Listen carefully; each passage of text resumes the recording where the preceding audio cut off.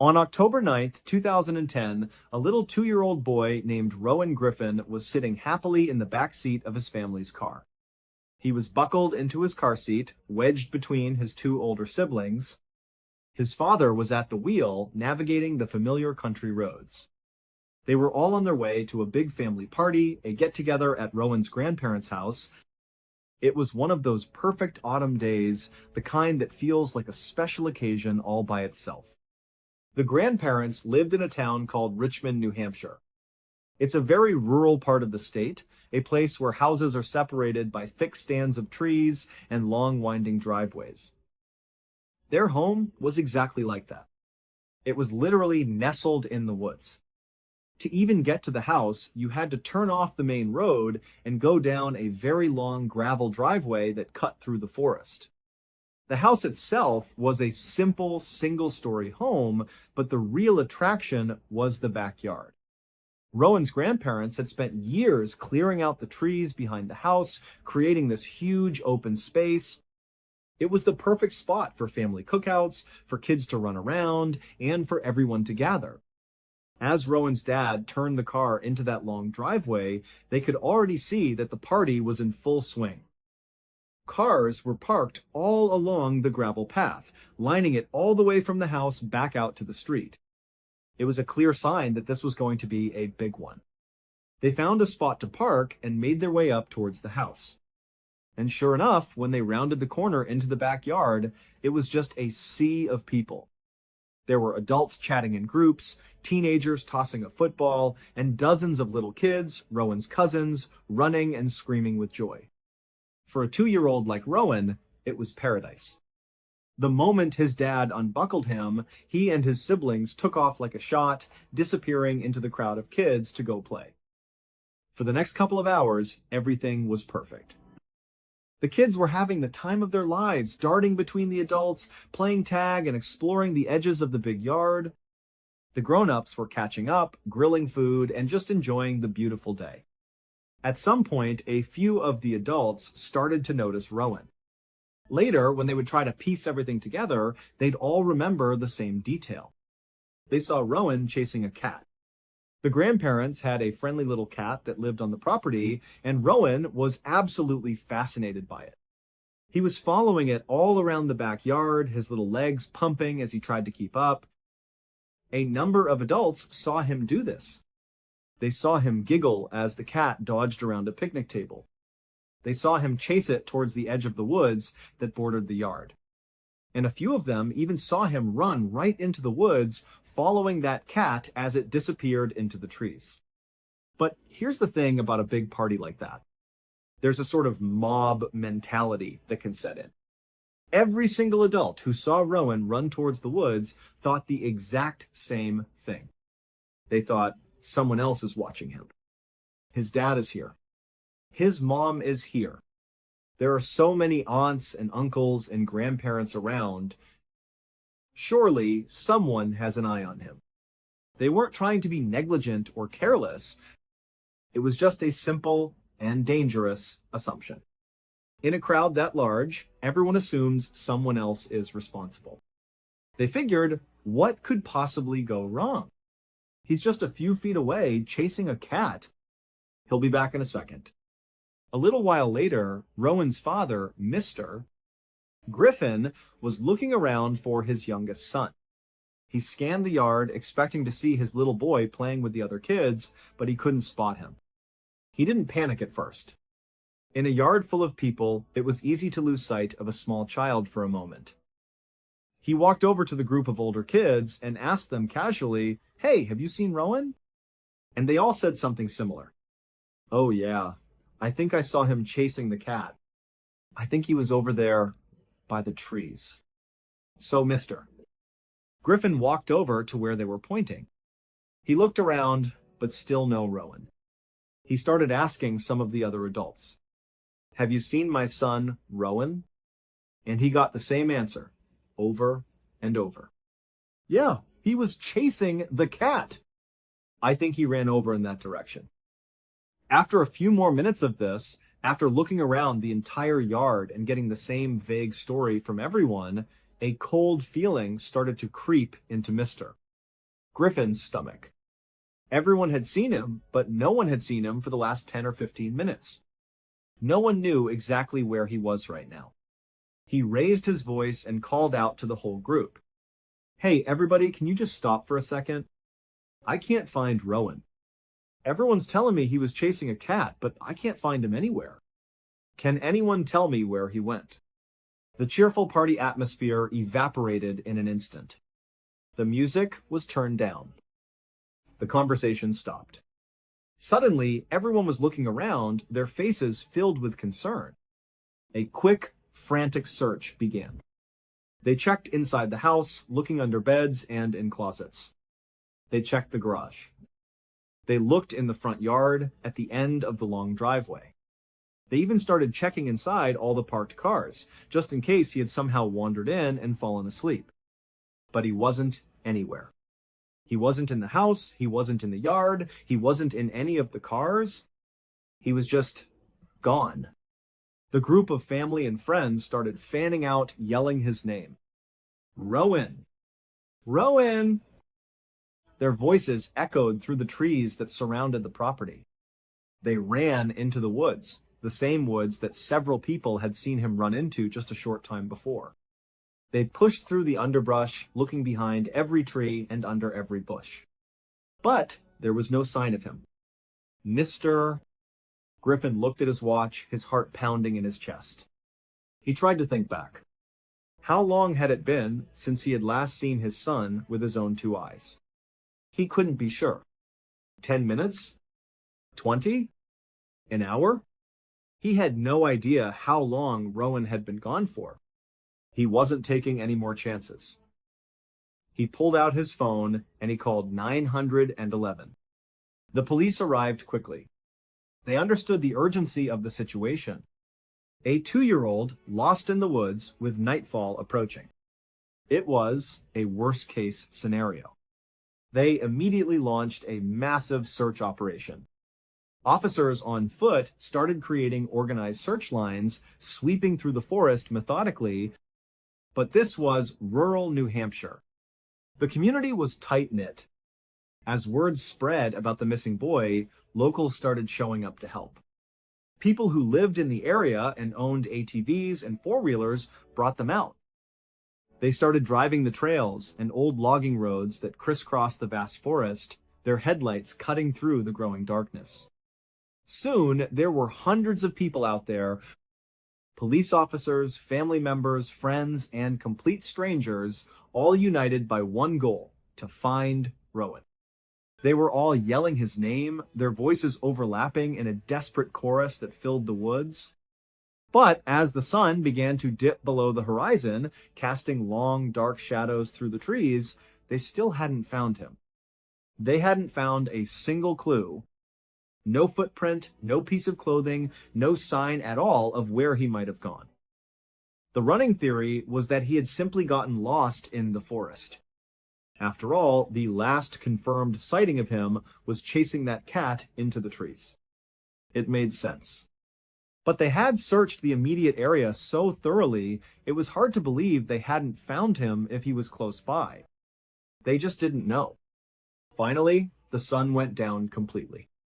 The woods became pitch black, and the temperature started to drop. The search commanders made the difficult but necessary decision to postpone the search. It was too dangerous to have hundreds of people wandering around in the dark in such rugged terrain. They would resume at first light the next morning. You can only imagine how horrible that night was for Rowan's parents. They were sitting inside the grandparents' house, the same house that had been filled with so much joy just hours earlier. Now it was silent and tense, filled with an unbearable sense of dread. They were forced to just sit and wait, wondering what was happening to their 2-year-old son who was all alone somewhere out in the cold, dark woods. Very early the next morning, long before the sun had even fully risen, a huge crowd of volunteers gathered again at the grandparents' house. They were determined to find Rowan. The search commanders broke them up into groups, assigning each group a specific area of the forest to search. There was one particular group of volunteers that had an idea. They wanted to look a little bit farther away than where most of the search efforts had been focused the day before. The main search was concentrated on the area immediately surrounding the house. This group wanted to go about 3 miles away to a large, swampy area they knew was out there. It seemed like a long shot. It was hard to imagine a 2-year-old could have traveled that far on his own, but they felt they had to check everywhere. So, this small group of searchers set off. They made their way through the dense woods for a couple of hours until they finally reached the edge of the swamp. And they could tell right away that this was going to be incredibly difficult terrain to search. It was a true swamp, wet and deep and treacherous. They were all wearing waders to keep dry, but with every step they took onto what looked like a solid patch of ground, they would sink 2 or 3 feet into the cold, murky water. It was slow, exhausting work, just sludging their way through the thick bog. They pressed on, moving deeper into the swamp. At some point, they made their way through a thick patch of reeds and into a small clearing. And that's when they saw it. Sitting on top of a fallen log on a small patch of dry land, there was what looked like a pair of children's shoes. They looked small, definitely small enough to belong to a child. Their hearts started to beat a little faster. They waded their way over to the log and climbed up onto the dry section of land. They walked over and picked up the shoes. They were definitely kids' shoes. This had to be a sign. They immediately started yelling out for him. "Rowan! Can you hear us, Rowan?" They yelled a few times and then they stopped, holding their breath and listening intently. For a moment, there was only silence. The sound of the wind in the reeds, the buzzing of insects. And then they heard it. A tiny, faint voice calling back to them. From somewhere deeper in the swamp, they heard him yell, "Here!" They followed the sound of his voice, pushing their way past a huge, thick bush. And when they looked through the branches, they saw something they could not believe. In the middle of a wide, open bog of water, there was a tiny little island, and on that island, there was a single tree. And clutching onto that tree was Rowan. He was just standing there on this little patch of land, holding on to the tree trunk. From where they were standing, he looked perfectly fine. He looked dry. He looked okay. He was just standing on this island in the middle of a deep swamp, completely surrounded by water. Immediately, the searchers didn't hesitate. They jumped right back into the water and started wading their way out towards the island where Rowan was. The whole time they were moving towards him, the water was coming up to their chests. They were looking around, trying to gauge the depth. It was at least this deep all the way around the little island. It was a significant body of water. And as they got closer, they looked up at Rowan and they confirmed what they had seen from a distance. The little boy was bone dry. His clothes weren't wet. His hair wasn't wet. He was a 2-year-old. They had no idea if he knew how to swim or not, but it seemed highly unlikely. And so, as they were sludging through this chest-deep water, they were all thinking the exact same thing. How in the world did he get out here? But in that moment, none of that mattered. Their only thought was, let's just get this kid and bring him back to his parents. They finally reached the edge of the island and pulled themselves up onto the dry land. They gave Rowan a quick look over. He seemed completely unharmed, just a little scared. One of the searchers gently picked him up, making sure to keep him out of the water, and they carried him all the way back. They navigated their way out of the treacherous swamp, back through the woods, and all the way back to his parents. Initially, when they brought Rowan back, everyone was just so overcome with happiness and relief that he was alive. His parents, the police, the hundreds of volunteers, they were all just celebrating the fact that he was safe. No one was asking any tough questions. No one was pressing the issue of what happened, or how he was found on that island, or how he got out there in the first place. They were just leaving it alone. They were just so incredibly happy to have him back. But after the initial wave of emotion had passed, after the dust had settled, Rowan's parents started to gently ask him some questions. They would sit with him and say, what happened out there? How did you get lost? And how did you get onto that little island? At first, Rowan wouldn't say anything. He was only 2, and he had clearly been through a major ordeal. But eventually, he did start to talk about it a little bit. He said that there were cows out there, in the woods. He said that he was very scared of the cows. And he said that he went to the island because he wanted to get away from the cows. Now, this was a very strange thing for him to say. The police and the searchers knew for a fact that there were no cows in that swamp. There were no farms for miles around. There was no livestock anywhere near where he was found that night. So, this left 2 possibilities. Either he was so scared and disoriented that he was hallucinating, seeing animals that weren't there at all, or he was seeing something else, something real, and his 2-year-old brain was simply mislabeling it as cows. Whatever it was that he saw, or believed he saw, it had clearly scared the heck out of him. Whenever his parents would bring up the cows, he would get very frightened and agitated. But, regardless of what he saw or didn't see, the million-dollar question remained. How did he get out to that island? It was a physical impossibility. For a 2-year-old boy, as small as he was, to get to that island, he would have had to swim. The water was simply too deep for him to walk through. It was chest deep on a full-grown man. And everyone knew that Rowan did not know how to swim. But even if you entertain the idea that he had somehow magically found a way to swim across that deep water, there was still a huge unexplainable problem. Why wasn't he wet? The searchers who found him were adamant. He was bone dry.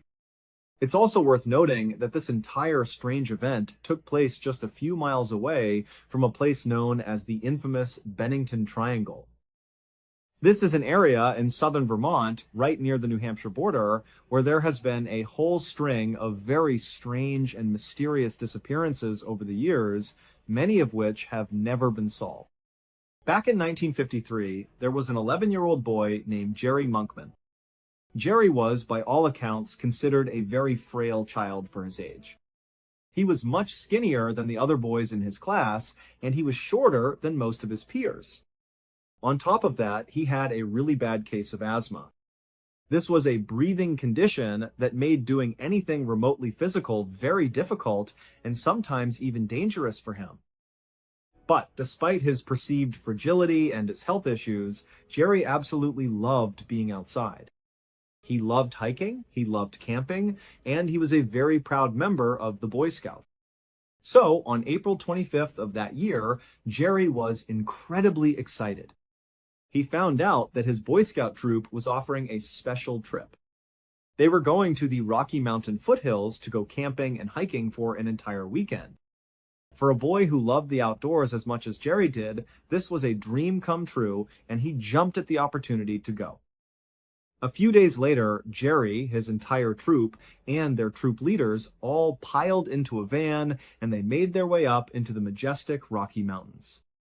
As soon as they got there and set up their camp, they headed out on a wickedly rugged hike up into a place called the Teton Canyon.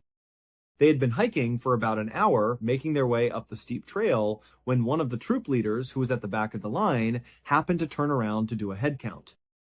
And that's when he realized Jerry was gone. The leaders had no idea how long he had been missing for.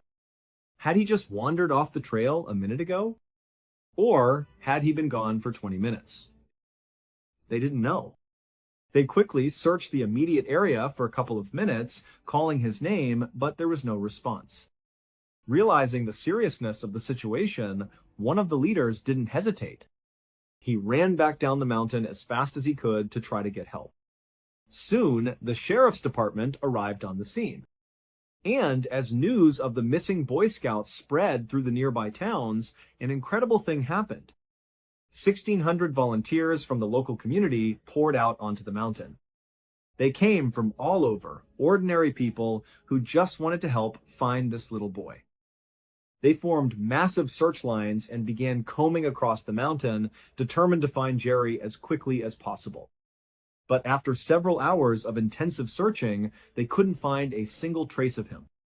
As the day wore on, people started to think the worst. And then, just as hope was starting to fade, there was a breakthrough. The search party had brought out a bloodhound, a dog specially trained to track human scent. The handler gave the dog an article of Jerry's clothing to get a scent, and the dog immediately picked it up. It started barking and straining at its leash, and then it took off, pulling the handler up the trail. The handler of the dog was ecstatic. He yelled out to everyone, "Hey, he's picked him up! We're gonna find him. We're gonna find him." He thought the dog was going to lead them to Jerry within a mile or so of where they were. He figured the boy had probably just wandered off the path and was sitting under a tree somewhere nearby. But the dog didn't lead them to a nearby spot. The dog just stayed on a complete beeline, heading straight north, deeper and deeper into the wilderness. It didn't waver, it didn't circle back. It just kept going with incredible determination for 6 straight hours. It tracked straight north, hour after hour, until it finally came to a stop at the edge of a big, dark swamp. The dog looked up at its handler as if to say, "I found it." This is where the trail ends. This swamp was 12 miles away from where Jerry had gone missing. The handler and the small group of searchers who had managed to keep up with the dog were completely baffled. They looked at the swamp, and then they looked back in the direction they had come from. They thought about Jerry, this frail 11-year-old boy with severe asthma. It seemed totally, utterly improbable that he could have maneuvered 12 miles uphill through some of the most rugged and difficult terrain in the area, all the way to this remote swamp. It just didn't seem physically possible. But they still felt like they had to search it.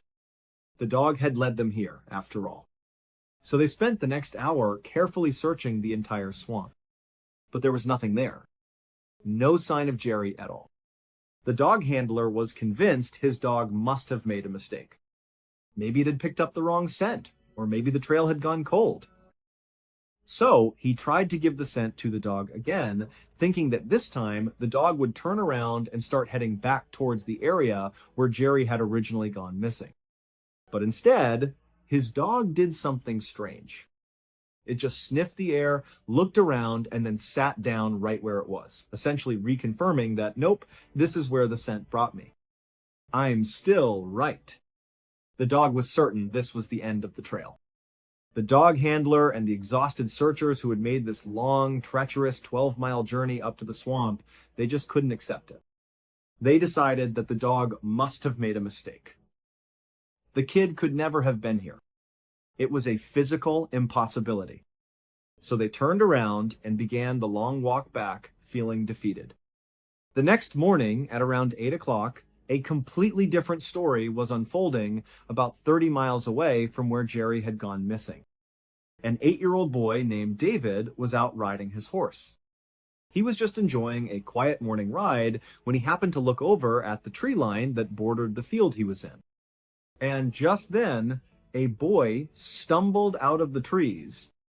The boy looked tired and disoriented, but he waved to David.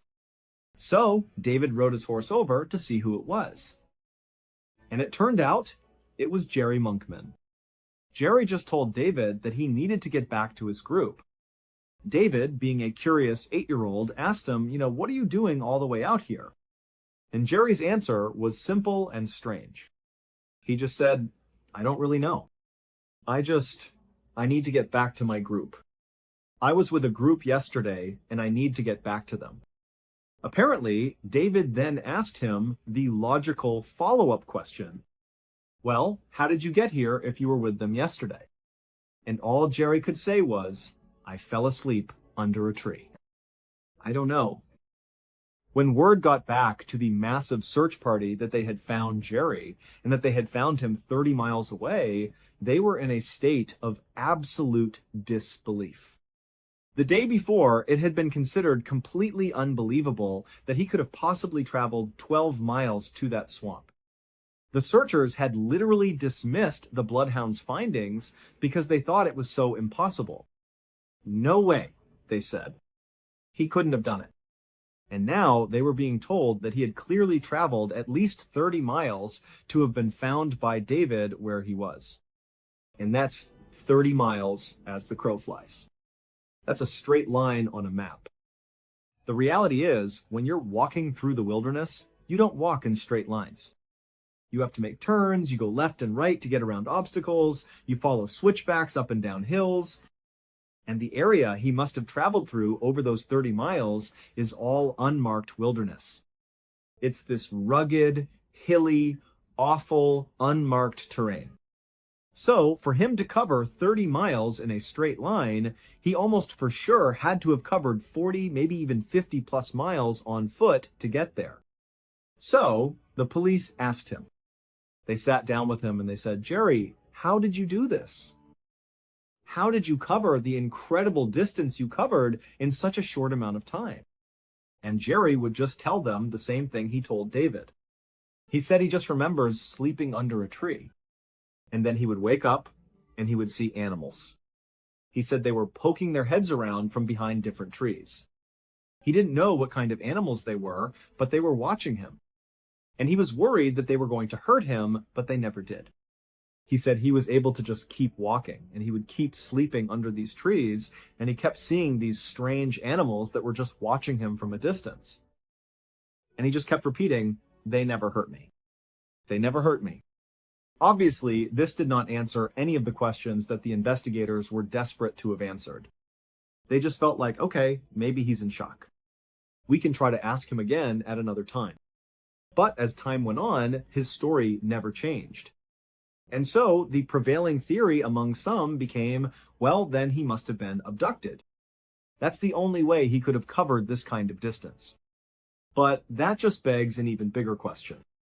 Who is capable of moving an 11-year-old boy that much distance through that kind of terrain in such a short amount of time? We're talking about a 30-hour window, moving potentially 50 plus miles, lugging an 11-year-old around through the Rocky Mountains. And even if there was someone or something that was capable of lifting up an 11-year-old and maneuvering them that much distance in such a short amount of time, the question is, to what end? Why would they do that? Why was Jerry then maneuvered all the way to that swamp where the bloodhound lost his trail and then maneuvered even farther to the spot where he was eventually found? It doesn't make any sense at all. One of the most remote and isolated places in the entire world is an island called Bull Deer Island in Alaska. It's located about 2/3 of the way to Russia along the Aleutian chain of islands. The nearest inhabited island is about 50 miles away across a stretch of brutally cold and dangerous ocean. The weather on Boulder Island is pretty brutal, especially during the long, dark winters. And back in the 1940s, there was no electricity there, no running water, nothing. In 1944, during the height of World War II, the United States Army decided they wanted to send a small team of 5 of their soldiers to monitor the weather station on Bull Deer Island. That was basically the one and only thing the island was used for. One of the people that was selected for this very unique assignment was a guy by the name of Bud Houston. Bud was originally from Wisconsin. He had worked in a shipyard before enlisting in the Army in 1942. He was a big hunter and a skilled outdoorsman, and so the prospect of living on this kind of desolate, wild Alaskan island really appealed to him. He was actually excited about the assignment. In October of that year, Bud was flown out to Bull Deer Island, and he met with the other 4 soldiers who were going to be living on the island with him for the foreseeable future. It was going to be just those 5 men on the entire island. There was no one else there. They quickly learned that their primary job, monitoring the weather station, was a very low-effort task. They could get all of their required duties done over the course of the day pretty easily, and this freed up a lot of time for them to explore the island. And that would actually become their favorite pastime, because there really wasn't much else to do there except explore the island. So very quickly, the 5 of them became extremely familiar with the whole place. It wasn't that big of an island after all. It was maybe 2.5 miles wide by 4.5 miles long.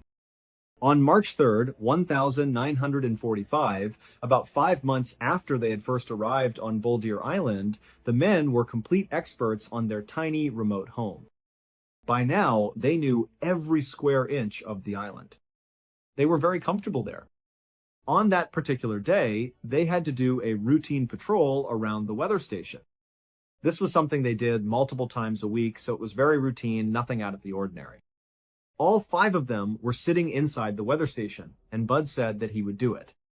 So Bud grabbed his rifle, and he headed outside to do this simple patrol. The other 4 soldiers just stayed inside the weather station, probably playing cards or reading. After about an hour had passed, they realized that Bud hadn't come back yet. This was a little strange. The patrol he was supposed to do does not take more than 20 minutes, max. So they stepped outside to see if he was out there.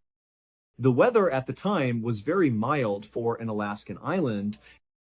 There was no snow on the ground, it wasn't very cold, and it wasn't very windy. The visibility that night was actually pretty good. So they're looking out over the island, and it's important to remember that Bull Deer Island has no trees. At the very far end of the island, on the opposite side from where the weather station was located, there is one significant-sized mountain. But short of that, it's not a particularly mountainous island. It's mostly rolling, grassy tundra. So, from their perspective at the weather station, they could look out over the island and basically see everything. And they didn't see him anywhere. At first, they were not that worried about it. They figured, you know what? It's Bud. He knows what he's doing. He's been here for so long, he's probably just out exploring or something. But they decided they should probably go look for him just in case. They went down to the water, to the shoreline, but he wasn't down there. They walked all around the far side of the island calling his name, but they couldn't find him. By the time they got back to the weather station, a real sense of worry had set in. They decided they had to tell their command that they had lost him. So they got on the radio and they called back to their higher command. They said, "We don't know where he went. He went out on a routine patrol, we didn't hear anything, and now he's gone." A whole bunch of reinforcements were sent out to the island to help with the search. They came out on boats and were dropped off to look on foot with the other 4 soldiers. There were also planes and helicopters brought in to do aerial searches. For 2 full days, they looked all over that tiny island for Bud. They scoured every inch of it, and they couldn't find him. And you have to remember, there are very few places you could possibly even go on that island where they wouldn't be able to look and see you. It's small and it's wide open. So, after 2 days of finding absolutely nothing, everyone started to think the same thing. He must have jumped into the water, or maybe he slipped and fell into the water. It was the only logical conclusion. There was simply nowhere for him to hide on the island itself. And so, after a couple of days, the commanders were so sure that it was just not possible for him to still be on the island that they called the search off. They officially declared that he must have fallen into the water and been swept out to sea. Fast forward 40 years to 1988. The U.S. Fish and Wildlife Service was conducting a study on the bird populations on Bull Deer Island. And while they were there, they made an absolutely amazing discovery. This crew of researchers had set up their base camp at about 1,600 feet of elevation, high up on the one large mountain that was on the far side of the island. They were basically on the complete opposite end of the island from where the old weather station had been. One of the crew members happened to be walking around one of the large boulders near their camp, and as he walked past it, he looked down. And he saw this little tiny crevice between the boulder and the ground. He thought he saw something glinting inside of it. So he got down on his hands and knees and he peered into the dark opening, and he realized to his shock that there was a human skeleton that had been kind of crammed into this tiny, tight space. The skeleton still had the tattered remains of a military uniform on it. The uniform had been kind of balled up, but it was definitely a uniform on what was left of the skeleton. And there was also a rifle that had been jammed down in there as well. It would later be identified, and it would turn out to be the remains of Bud Houston. So, this discovery raised a whole host of new, impossible questions.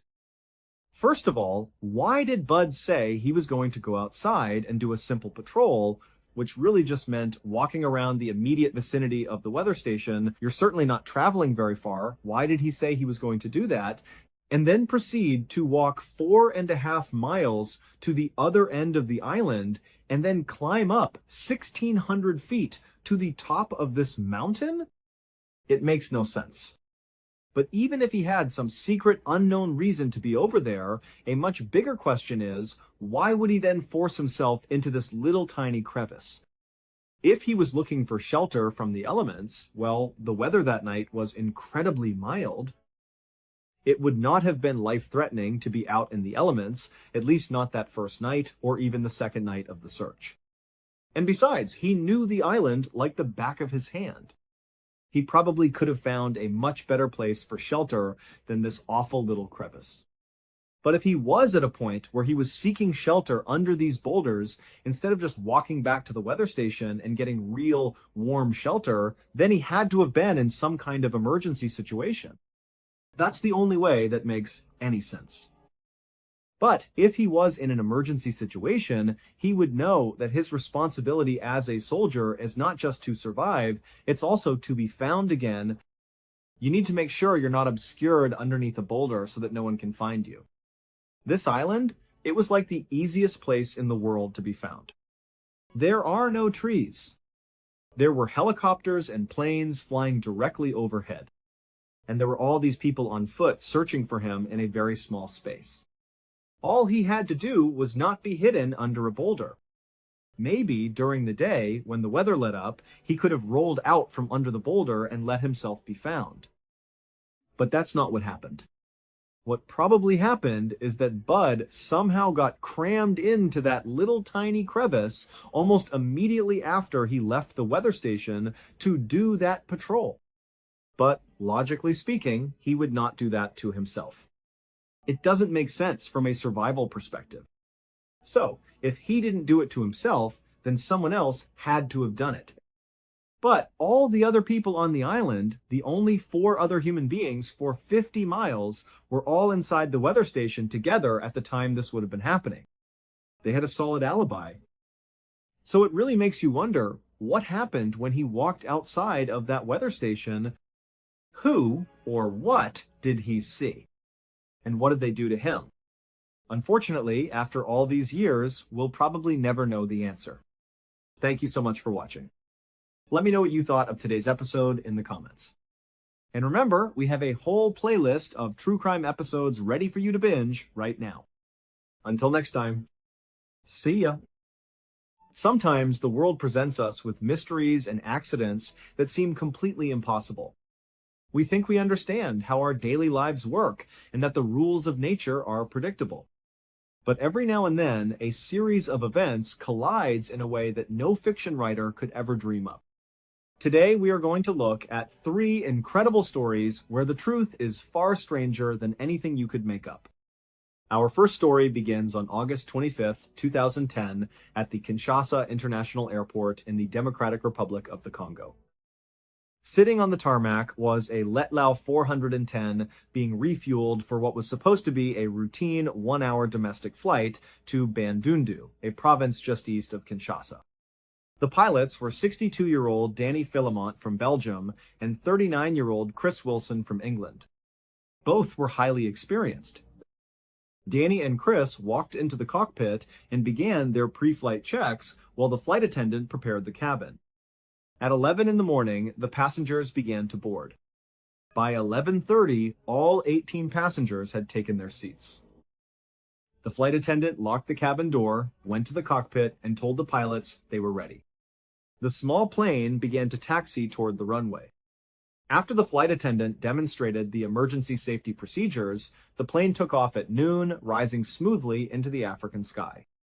The flight went exactly as planned for the first 50 minutes. But as the plane began its final descent toward the airport in Bandundu, something went terribly wrong.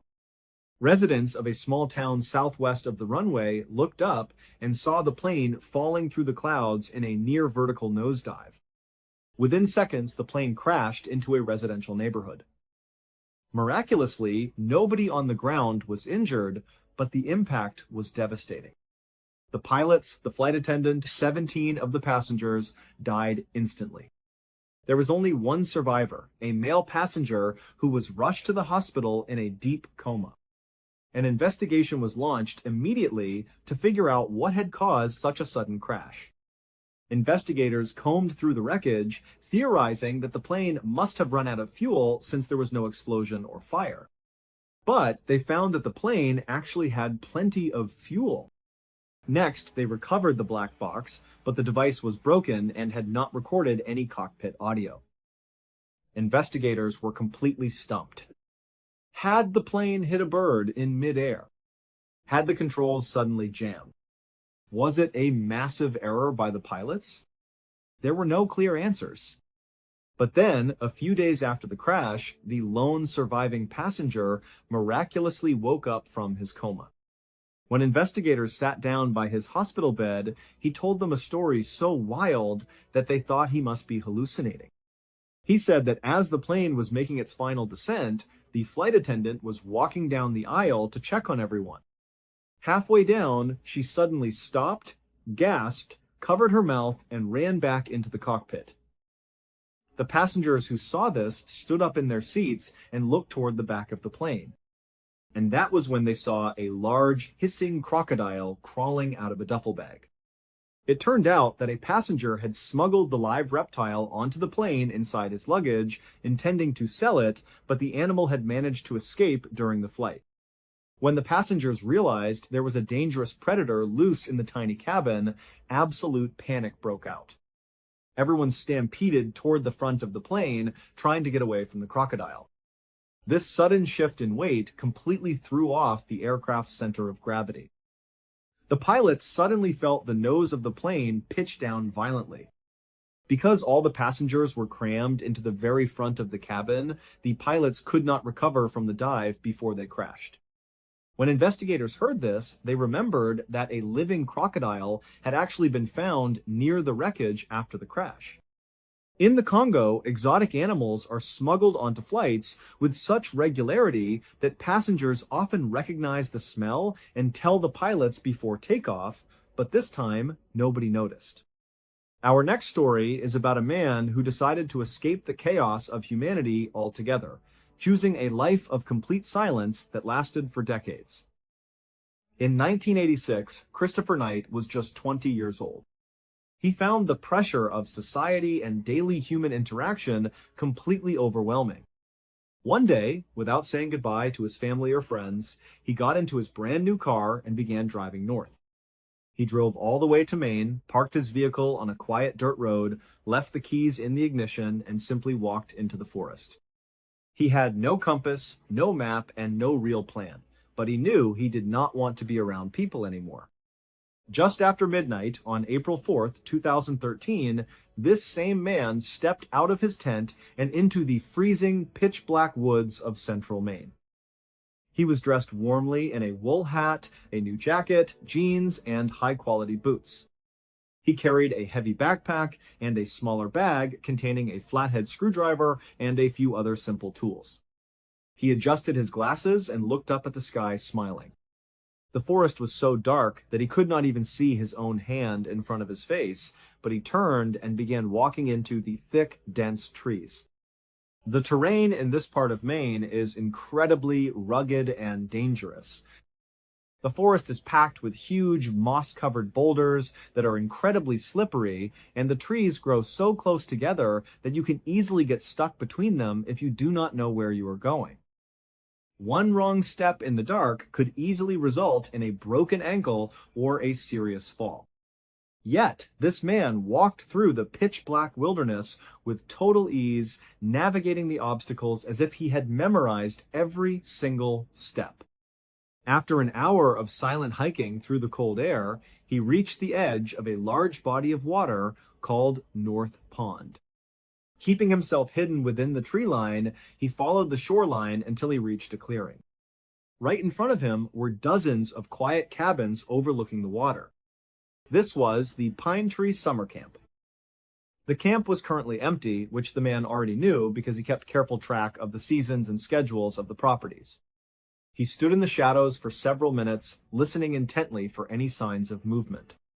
When he was certain the coast was clear, he stepped out of the woods and walked up to the camp's main dining hall. He made his way to the back door, pulled his screwdriver from his bag, and expertly popped the lock open. He stepped inside and pulled a tiny, low-powered flashlight from his pocket. He walked over to the pantry and began stuffing his backpack with candy, potato chips, and coffee. Once his bag was nearly full, he walked over to the walk-in freezer. He pulled a key from his pocket, which he had stolen during a previous visit, unlocked the freezer door, and stepped inside. He grabbed several frozen hamburger patties and hot dogs, stepped back out, and locked the freezer behind him. He took one more pass through the pantry, shoving extra candy into his jacket pockets, and headed back toward the door, confident that he had pulled off another successful raid. But what this man did not know was that the camp owners had recently grown tired of the thefts and had installed a silent motion detector right behind the ice machine in the dining hall. The moment the back door had been pried open, the sensor had triggered. It did not make a sound inside the building, but it sent an instant alert to the nearby home of Sergeant Terry Hughes, a local game warden who had been investigating a string of mysterious break-ins in the area. Terry jumped into his truck and sped toward the camp, arriving in less than 4 minutes. He parked his vehicle far away so the engine noise would not scare the thief. He ran through the woods on foot, staying hidden in the trees until he reached the back of the dining hall. He crept up to the window and looked inside. Terry saw a tall, thin man walking out of the walk-in freezer. The man did not look toward the window. Instead, he walked over to the pantry, turned on his tiny flashlight, grabbed a few more items from the shelves, and stuffed them into his pockets. Then, the man turned off his light, faced the back door, and began walking out. Terry quickly backed away from the window and hid behind a large tree overlooking the exit. He held his flashlight in one hand and unholstered his pistol with the other. He watched as the man barely cracked open the back door, slinked out of the opening, and began walking toward the woods. At that exact moment, Terry stepped out from behind the tree, shined his bright light directly into the man's face, drew his weapon, and ordered him to get on the ground. The man did not run or fight. He immediately lay down on the cold dirt. State police arrived just a few minutes later. They cuffed the man, placed him on a chair, and began questioning him. They asked for his name, but the man just stared at them in complete silence. They searched his pockets and his backpack, but they could not find any form of identification. They asked him again for his name, but he still refused to speak. Deciding to try a different approach, the officers removed his handcuffs, handed him a bottle of water, and simply waited to see if he would open up. Sure enough, the gesture worked. The man took a drink and began to speak, but his voice was incredibly slow and awkward, as if he had to think about how to form every single word. He told them his name was Christopher Knight and that he had been born on December 7th, 1965. Christopher told the officers that he did not have an address, he did not own a car, and he had never filed a single tax return in his life. He explained that he lived in a small tent hidden deep in the woods nearby. The officers asked him how long he had been living out there. Christopher paused for a moment, thought about it, and then asked them when the Chernobyl nuclear power plant disaster had occurred. The officers looked at each other, confused, and replied that it had happened in 1986. Christopher nodded and said that was the exact year he had walked into the woods. The officers were absolutely stunned. They realized that meant he had been living in the forest for 27 years. They asked him how that was possible and if he had any family, a girlfriend, or some kind of companion out there helping him. Christopher looked at them and said no, he lived completely alone. He added that the last time he had spoken a single word to another human being before tonight was in 1990. It turned out that Christopher was telling the absolute truth. For 27 years, he had gone to extreme lengths to make sure he remained completely cut off from the rest of society. Maine winters are famously brutal, with temperatures regularly dropping to 20 degrees below zero. To survive without being caught, Christopher refused to ever light a fire, because he was terrified that someone would see the smoke or smell the burning wood. When the nights got dangerously cold, he would force himself to stay awake all night, pacing back and forth inside his small campsite to keep his body temperature up. He never sang, never talked to himself, and never made a sound because he was worried a passing hiker might hear him.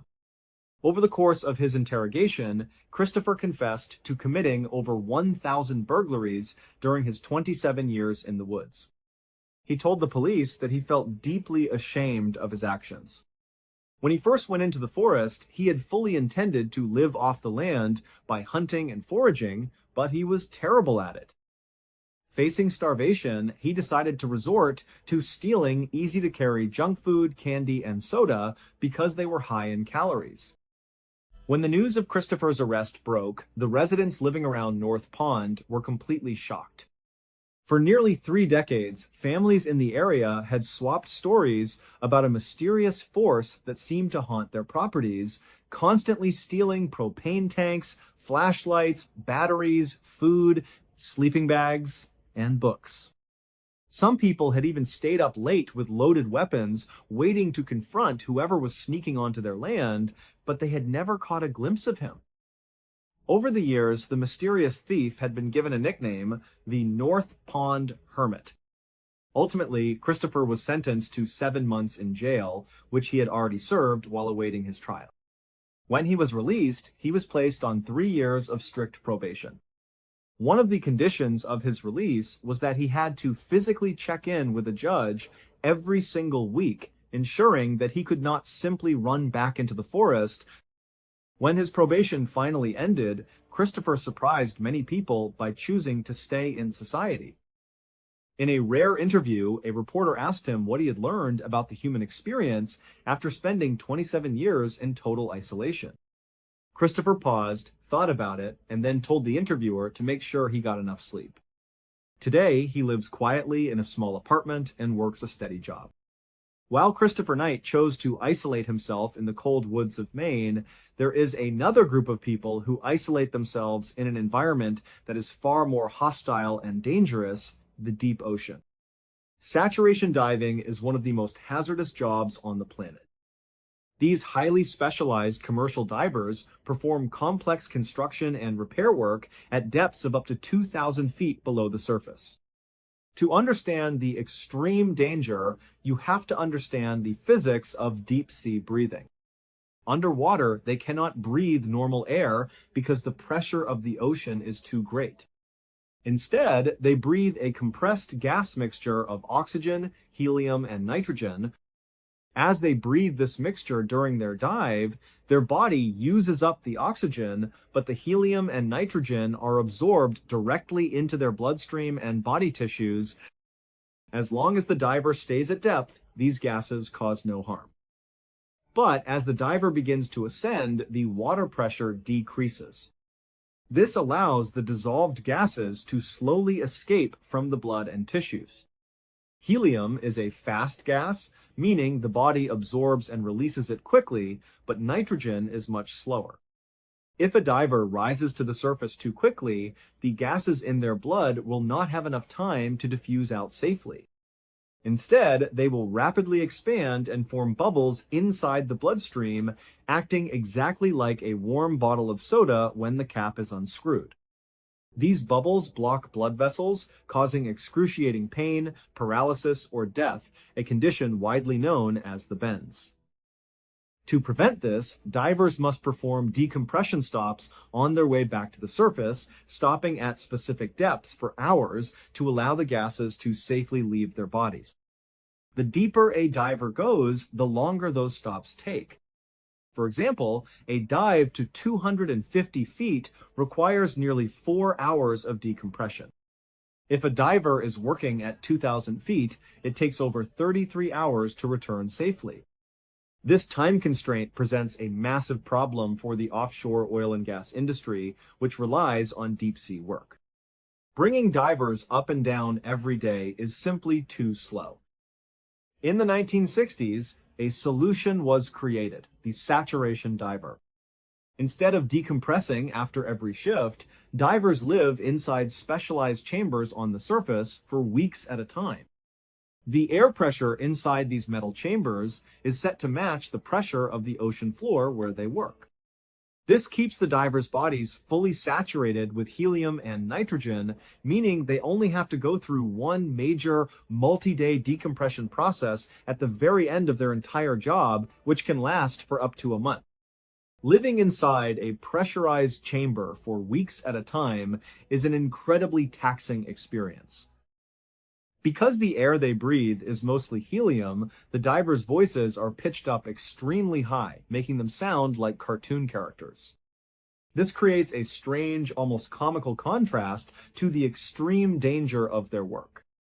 Every conversation they have with the surface crew over the radio has to be put through a descrambler just so they can be understood. The air inside the chamber is also kept very hot and humid to prevent their bodies from losing heat too quickly, and everything they eat has to be passed to them through a small, double-door medical lock. When it is time for a shift, they step out of their living quarters and enter a spherical steel capsule called a dive bell. The dive bell is also pressurized to match the deep-sea environment. The dive bell is sealed, detached from the living chamber, and lowered by a massive crane down to the ocean floor. The divers then exit the bell, complete their grueling and dangerous work in the freezing, pitch-black water, and return to the bell when their shift is done. The bell is hoisted back up to the surface ship, where it is clamped onto the side of the main living chamber. Because the pressure inside the bell matches the pressure inside the chamber, the divers can safely open the doors and walk back into their living quarters to eat, sleep, and relax, without ever experiencing a change in pressure. While the system is highly advanced, it is incredibly dangerous, which is why saturation divers are some of the highest paid workers in the world. The job requires a level of mental and physical toughness that very few people possess. When these divers step out of the dive bell, they are completely alone in a freezing void. They are thousands of feet below the surface. They have only a single light on their helmets, which can barely penetrate 10 feet into the absolute darkness. They are operating heavy, dangerous machinery while massive marine animals swim around them. If they were to slip and detach from the umbilical line that connects them to the dive bell, they would sink instantly into the abyss, and no one would be able to rescue them.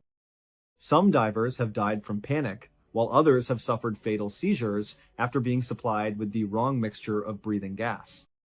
But the most famous and horrific accident in the history of saturation diving occurred on November 5, 1983. 4 experienced saturation divers were working on the Byford Dolphin oil rig, which was stationed in the North Sea. It was just after 4 in the morning, and the deck of the rig was cold and dark. Inside the pressurized living chamber on the deck, 2 of the divers, Edwin Coward and Roy Lucas, were relaxing in their bunks. The other 2 divers, Bjorn Bergensen and Troels Hellevik, had just finished a long, exhausting shift on the ocean floor. They had returned to the dive bell, which had been hoisted up by the crane and placed on the deck of the rig. 2 dive tenders, William Cremond and Martin Saunders, were standing on the deck preparing to connect the dive bell to the main living chamber so Bjorn and Troels could go inside and rest. The process of transferring the divers required absolute precision. The pressure inside the dive bell and the living chamber was 9 times greater than the normal atmospheric pressure on the deck of the ship. To make the transfer safe, the divers had to walk through a short tunnel connecting the bell to the chamber. Once they were inside the chamber, they had to close and tightly seal the inner door. Only after that door was completely sealed could the tenders on the outside unlock the heavy metal clamp that held the dive bell to the chamber. Bjorn and Troels walked in. They were in the middle of closing the heavy inner door when, for reasons that have never been fully explained, the outside tender, William Cremond, made a catastrophic mistake. Before the inner door was fully closed and sealed, William released the massive safety clamp holding the dive bell to the chamber. The moment the clamp was released, the unbelievable pressure difference created a massive vacuum. The high-pressure air inside the chamber exploded outward into the low-pressure atmosphere of the ship deck with unimaginable speed and violence. The force was so immense that it fired the heavy steel dive bell across the deck like a bullet, instantly killing William Cremond and severely injuring Martin Saunders. Inside the chamber, the 4 divers experienced instantaneous, explosive decompression. The air was violently ripped from their lungs, and their blood boiled instantly as the gases in their systems expanded. Troels Hellevik was sucked through the tiny door gap and killed. All 4 men died in a fraction of a second, spared from any prolonged suffering by the sheer speed of the physics involved. These 3 stories, though completely different in their settings and details, remind us of how fragile our control over our lives really is. A single unexpected passenger on a flight, a quiet man seeking peace in the woods, or a split-second mistake on an oil rig can change everything in an instant. The families of the victims of the Byford Dolphin disaster fought for decades to understand exactly what went wrong and to secure better safety standards for divers, ensuring that such a tragedy would never happen again. On the morning of the accident, the wind was howling across the North Sea, and the waves were crashing violently against the massive legs of the Byford Dolphin rig. The crew was exhausted after a long shift, and the pressure to keep the operation running smoothly was immense.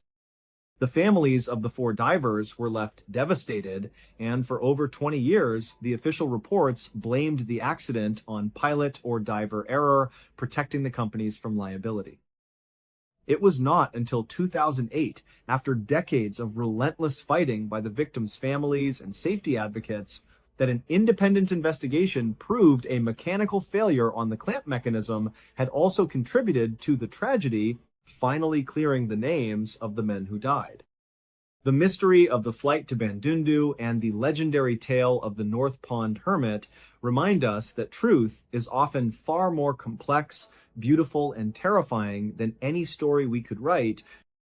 Thank you so much for watching. Let me know what you thought of today's episode in the comments.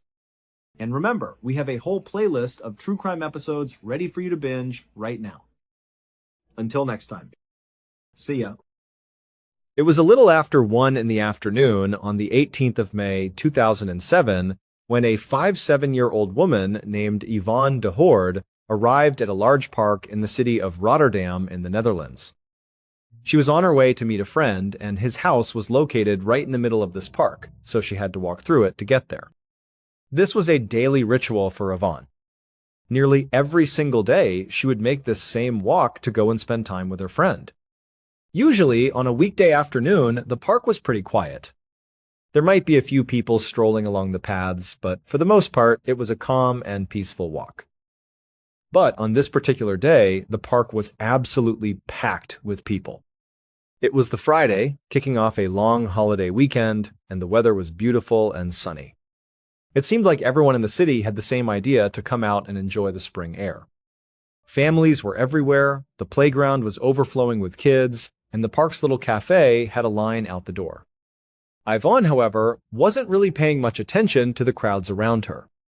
Her mind was focused entirely on her friend. They had known each other for years, and in her heart, she felt they shared a very special connection, the kind of bond she didn't really have with anyone else in her life. Now, Yvonne was well aware that many people, including some of her own family and friends, didn't quite see it that way. They thought the relationship was less special and more strange. Some had even told her directly that they disapproved of it, and she could understand why they might feel that way, at least on the surface. Yvonne was a very friendly, social, and outgoing person. She loved to chat and be around people. Her friend, on the other hand, was the complete opposite. He was extremely reclusive and almost never left his house. To an outsider, they seemed like a very odd pair. There were other things, too. Her friend was originally from Germany, and even though he had been living in the Netherlands for many years, he had never learned to speak Dutch. This meant he couldn't really communicate with anyone, and that included Yvonne, at least not with words. But for Yvonne, none of that mattered. In fact, the disapproval from others only made her feel more protective of him. She felt like people just didn't understand. She was also deeply sympathetic to his past. She knew that her friend had been abandoned by his mother when he was just a child, and this fact always tugged at her heart. In a way, she saw herself as a sort of maternal figure in his life, stepping in to offer the care and companionship he had been denied. And so, as she continued her walk, her thoughts filled with warmth for her friend, she rounded a final corner on the path. Up ahead, she could see his house. As she got closer, she could see him through one of the front windows. He didn't look happy at all. He looked downcast, almost dejected, and seeing him like that made her want to cheer him up even more. So she put on her biggest, warmest smile. She started waving enthusiastically as she approached his house, trying to catch his eye. And sure enough, after a moment, he turned his head, looked out the window, and saw her. His entire demeanor changed. He broke into a big smile and began to wave back at her. For Yvonne, this was everything. It was proof of their connection. Even without a shared language, they understood each other. Seeing his smile filled her with a pure sense of happiness. She felt so glad that she was there for him. She walked the rest of the way to his house and went to see him. That day was spent much like all their other days together. Because they couldn't talk, their time was filled with simple gestures and quiet companionship. They would just sit together, enjoying each other's presence. It was a unique relationship, but for Yvonne, it was more than enough. She truly believed he felt the same way, that he valued their time together just as much as she did. But as much as she cherished these visits, she couldn't stay all day. She had her own family and responsibilities to get back to. So, at around 2:30 inches the afternoon, after spending about an hour with him, she said her goodbyes. She turned to leave, knowing that she would be back again soon, probably the very next day. Yvonne walked away from her friend's house and had only taken a few steps down the path when two different things happened at almost the exact same time. First, she noticed a group of young kids off to the side, and they were throwing rocks. It was just a small detail, but her mind registered it. It was the kind of thing that you see and instinctively know shouldn't be happening in a public park. She didn't think much more of it, but she was aware of it. The second thing she noticed was a sound. It was the sound of splashing coming from somewhere behind her. This seemed odd. It hadn't rained recently, so there were no puddles on the path. The only source of water nearby was a small stream that ran through the park, but it was in an area that was off-limits to visitors. There was no reason anyone should be in there. But the splashing sound was unmistakable. Yvonne wasn't alarmed by any of this, just curious. Her mind was simply processing these little details from her surroundings. And so, she found herself turning around, mostly to see what could possibly be making that splashing noise. As she turned, something enormous and powerful slammed into her. It hit her with such force that she was knocked to the ground and pinned there. All around her, the park erupted in screams. The last conscious thought that flashed through her mind before she blacked out was, "Oh my God, I'm about to die." Not too far away, a man named Arved Hendris was also at the park with his wife and their two young children. They were standing right outside that little cafe that Yvonne had been walking near. Arved had just been about to go inside to buy some drinks when the commotion started. He heard the same screams that had filled Yvonne's final moments of consciousness. The cafe was a small place, really more of a glorified snack bar than a restaurant. It sat on a main pathway that cut through the park and had a large pavilion out front with tables and chairs. From where Arved was standing on that pavilion, he could hear the screaming getting louder, and then he saw people. Dozens of people were running directly towards him. But Arved had absolutely no idea what was happening. He couldn't see what they were screaming about or what they were running from. It was just pure sudden panic. Instinct, took over. Before he even knew what the threat was, his first thought was to protect his family. He grabbed his kids and his wife and ran into the cafe along with the rest of the terrified crowd. The inside of the cafe felt a bit like a small dining hall, with large communal tables filling the space. It wasn't built to hold this many people at once. As everyone rushed inside, the room quickly descended into chaos. A few people had the presence of mind to try and barricade the entrance. The front door brothers were made of glass and wouldn't offer much protection, but they did their best, shoving tables and chairs against them to block whatever was outside. After this initial rush, a strange and tense calm fell over the room. The air was still buzzing with fear, but the immediate crisis seemed to have passed. Arved, like most of the other people crammed inside, was still completely in the dark. They had all just reacted to the panic of the crowd, assuming there must have been a very real danger outside. Now, in this weird lull, everyone was looking around at each other, wondering what was going on. Were they safe now? Or had they overreacted? As they all stood there in suspense, the glass of the front doors suddenly shattered. The sound sent a fresh wave of terror through the cafe. The room was plunged back into absolute chaos. Parents were grabbing their children, screaming, and now everyone was trying to get out. The place that had seemed like a safe shelter moments before now felt like a trap. A huge bottleneck formed at the shattered doors as dozens of people tried to squeeze through at once. It was just a frantic crush of bodies. Arved looked at the mob of people and knew there was no way he could get his family through that safely. So he made a different choice. He grabbed his wife and his kids, and he pulled them under one of the large, heavy tables to hide. For the next couple of minutes, the sounds of madness continued all around them. People were screaming, crying, and scrambling to get out of the cafe. And then, just as suddenly as it began, it all went quiet. Everyone else had made it out. It was just Arved and his family huddled together under the table, listening to the silence. For a brief moment, Arved felt a sense of relief. He thought, whatever it was, it's over. We're safe. But just before he told his family it was okay to come out, he heard another sound. It was the sound of more glass breaking. And then he heard loud, heavy, stomping sounds. Something huge was making its way through the broken front doors and into the cafe.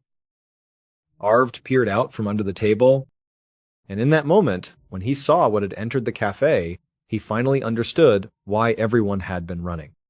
He also realized that he and his family were now trapped. It would turn out that all the people in Yvonne's life who had frowned upon her special friendship had been right to be concerned. Because although Yvonne loved her friend and their daily routine, her friend did not feel the same way at all. Every day, when Yvonne would visit, she would sit with her friend and keep him company, and she would smile at him. And in her mind, when her friend smiled back, it was a sign of their mutual affection. It was the foundation of their bond. What Yvonne never knew was that her friend absolutely hated it. For him, her smile was not a friendly gesture. On that particular Friday afternoon, her friend was already in a very bad mood. The park surrounding his home was far more crowded and noisy than usual. And those kids that Yvonne had briefly noticed, the ones throwing rocks, they had been doing it for a while. Some of those rocks had been hitting his house, and the repeated thuds were making him more and more agitated. And then, through all of this, Yvonne had been there, smiling at him over and over again. She thought she was being comforting, but her actions were just adding fuel to the fire. Her constant smiling sent him right over the edge. So, when Yvonne finally got up and walked away, you might think her friend would have felt a sense of relief. One of the sources of his agitation was finally gone. But he knew she wasn't leaving for good. She would just come back tomorrow and the day after that, like she always did, with that same infuriating smile. He just couldn't take it anymore. So, he snapped. He stormed out of his house, splashing through that off-limit stream to get across the park to where Yvonne was walking away. And just before he reached her, she turned around and saw him. This time, he smiled at her before she could smile at him. And for the very first time, she didn't smile back. Instead, her face was filled with terror. And that was because Yvonne's friend was a 400-pound silverback gorilla named Bocato. And the park he lived in was a zoo. To silverback gorillas, baring your teeth in what humans call a smile is not a sign of friendship. It is a sign of aggression, a threat, a display of hostility. So, from Bocato's point of view, it's very likely that for years, almost every single day, Yvonne had been coming to his enclosure to threaten him. And when he smiled back, showing his own teeth, he was threatening her right back, hoping she would finally get the message and leave him alone. But it never worked. She always came back. Eventually, it all just became too much for him to handle. Luckily, despite the rampage, Bocato didn't seriously harm anyone else. He bit Yvonne over 100 times and broke multiple of her bones, but somehow she did survive the attack. No other zoo guests were injured, including Arvevd and his family. They were trapped in that cafe while Bocato walked around inside, but for whatever reason, the gorilla never attacked them. After some time, Arved and his family were able to make a run for it and get to safety.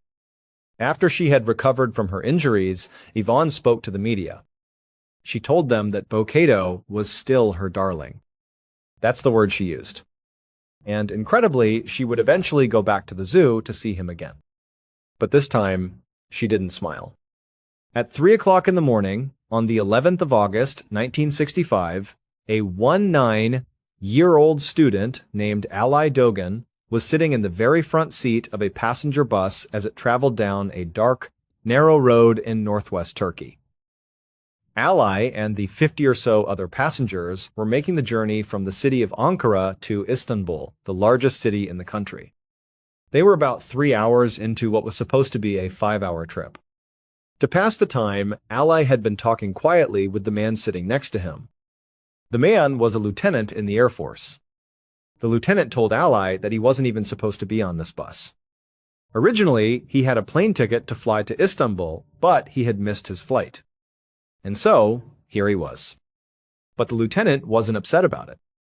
He told Ally that he was actually really enjoying the bus ride. He had never been on a long-distance bus trip before, and he thought it was a neat experience. Most importantly, he had managed to get a seat in the very front row, right behind the huge front window of the bus. He said he found it exhilarating to be able to see the road rushing towards them in the dark. Ally felt the exact same way. In fact, when he had first boarded the bus, someone else had been sitting in his seat next to the lieutenant. Ally had specifically asked that passenger if they would be willing to switch spots with him because he wanted that incredible view too. So he and the lieutenant had quickly bonded over their shared excitement for their front row seats. They spoke in hushed voices because nearly everyone else on the bus was fast asleep around them. But these two were wide awake, wired with the simple thrill of watching the road unfold before them. But after a while, despite his enthusiasm, Ali started to feel drowsy. He was on his way back to Istanbul for college, and later that day, he had a very important exam. As much as he wanted to stay up all night and enjoy the ride, he knew he really needed to get some sleep if he was going to do well on his test. So he took off his sweatshirt, rolled it up into a makeshift pillow, and placed it behind his head. He told the lieutenant he was going to try and get some rest, then he leaned his head back and closed his eyes. About 15 minutes passed, and Ally was just beginning to drift into a real sleep, when the bus was suddenly filled with the sound of screams. Ally's eyes snapped open. He looked straight ahead out the front windshield and saw a pair of bright headlights barreling down on them. They were in the wrong lane, or another vehicle was in their lane. It didn't matter. He knew in that instant that they were about to have a head-on collision. Then, the bus driver wrenched the wheel, and the bus swerved hard to the right. Ally grabbed onto the partition in front of him to keep from being thrown out of his seat. He braced himself for the impact he knew was coming. But at the very last second, instead of smashing into the other vehicle, the bus veered completely off the road. It went crashing down into a deep ditch that ran alongside the road. The bus lurched violently before the driver managed to slam on the brakes and bring it to a stop. For a second, there was silence. Ally looked around. Everyone was shaken up, but it seemed they were okay. He felt a huge wave of relief wash over him. They had avoided what would have been a catastrophic crash. But that feeling of relief didn't last long. Ally quickly realized they had a new and very serious problem. The bus was starting to fill with thick smoke. Because they were sitting at the very front, Ally and the lieutenant were the closest to the main door. It was clear that they needed to evacuate immediately. It looked like the crash had started some kind of fire. The two men stood up. The bus was tilted at a strange angle from where it had landed in the ditch. They made their way to the front and looked out through the now cracked front windshield. Out in the darkness, they could see a huge truck that was also in the ditch just ahead of them. That must have been the vehicle they had nearly hit. It seemed they had collided with it after all, just not head-on. It was a dangerous situation. There was clearly a fire somewhere, and they had to get everyone off the bus as fast as possible. Ally and the lieutenant got to the door and tried to open it, but the frame of the bus had been warped in the crash, and the door was jammed shut. The lieutenant got down and started smashing his body against the door, trying to force it open. As he did this, the smoke inside the bus was getting thicker and darker. The other passengers were starting to panic. They were all rushing towards the front, crowding around Ally and the lieutenant, desperate to get out. Finally, with a loud groan of metal, the lieutenant managed to force the door open. The second it opened, an even bigger plume of black smoke poured into the bus from outside. You could barely see a thing. Everyone was choking and screaming. The lieutenant just yelled at Ally to get out right now. And so Ally was the first person off the bus. He scrambled down the steps into a wall of smoke. He had no idea where the fire was actually coming from. It was just smoke everywhere. Acting on pure instinct, he just jumped. He leaped as high and as far away from the bus as he possibly could. He landed on the far side of the ditch. He stumbled but managed to climb up the other side of the embankment, putting distance between himself and the bus. As soon as he was clear, he turned around and looked back. It was the middle of the night, but even in the darkness, he could see the bus was completely swallowed by that thick, dark smoke. He still couldn't see any flames, but he figured the engine must have caught fire and it was spreading underneath the bus. He could hear the people still on board, desperately trying to get out through the single door that the lieutenant had opened. But there seemed to be a bottleneck.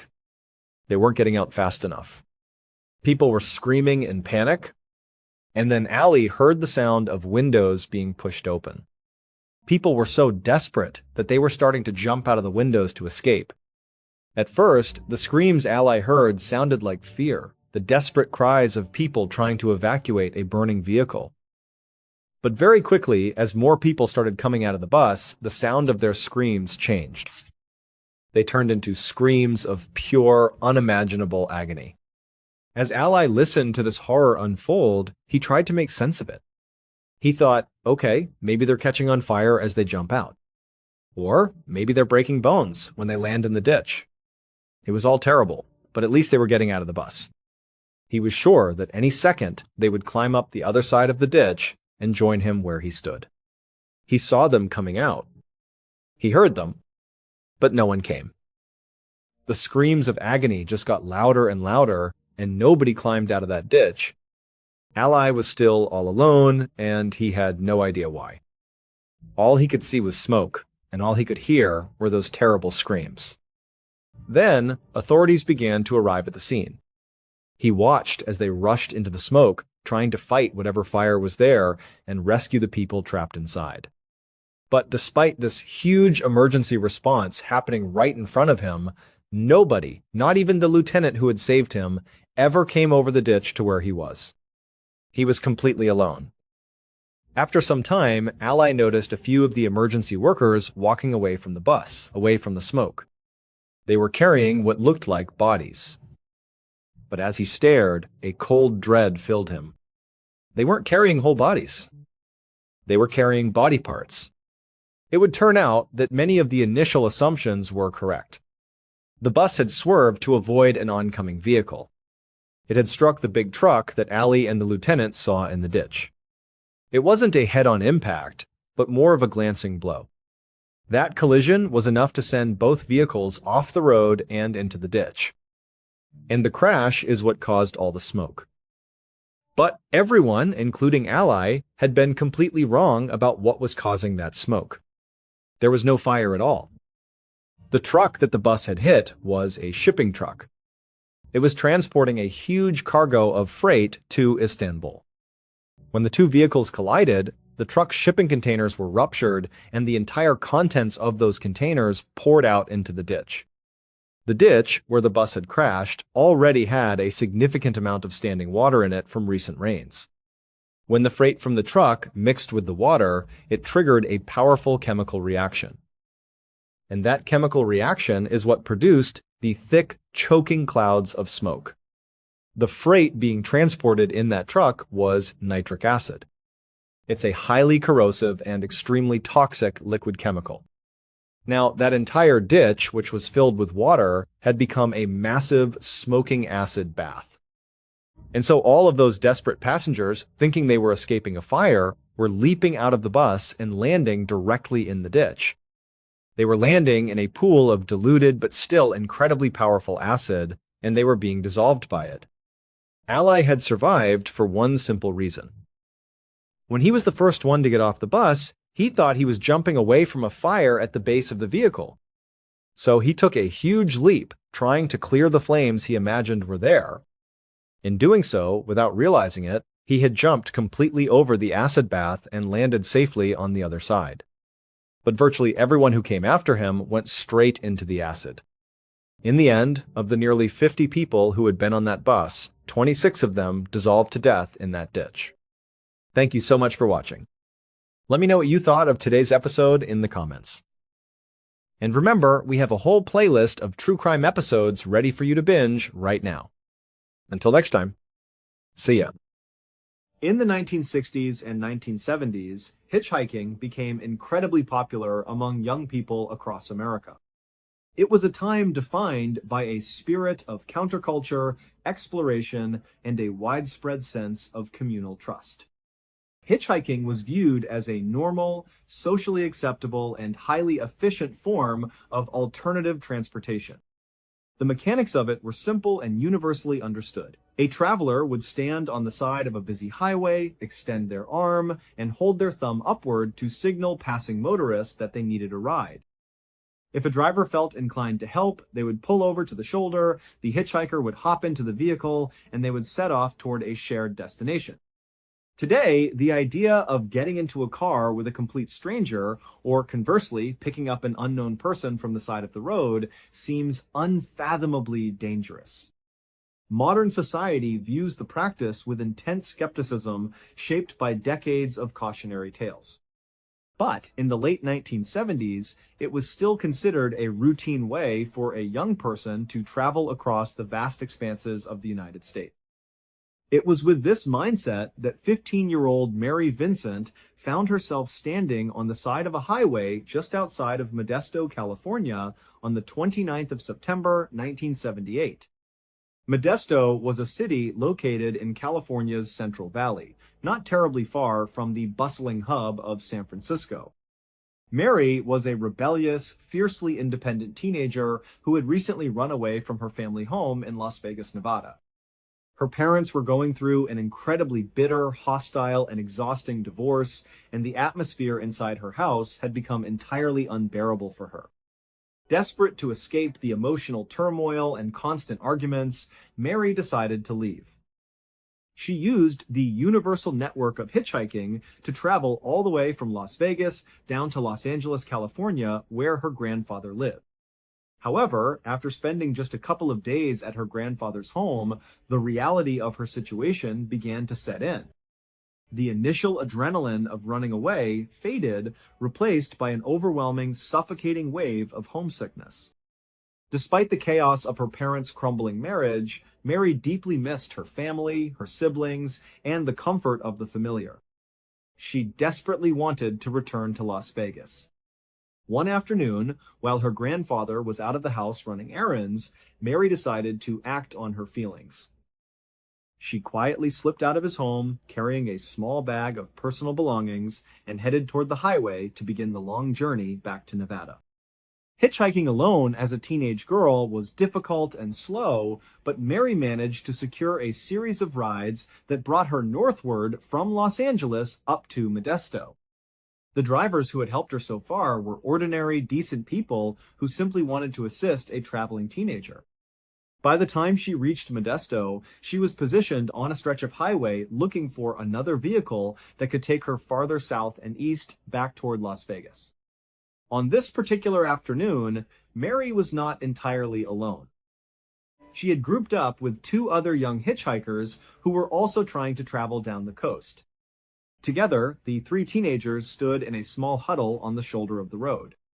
To make their intentions completely clear to passing motorists, they were holding up cardboard signs that boldly read, "Going South."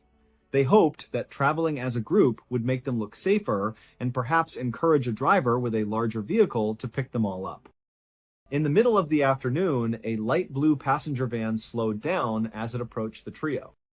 The van belonged to a man who appeared to be in his 50s.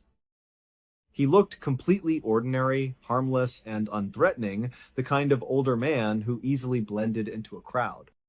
Seeing their signs, the driver pulled the van over to the side of the highway, parking about 15 feet ahead of where the teenagers were standing.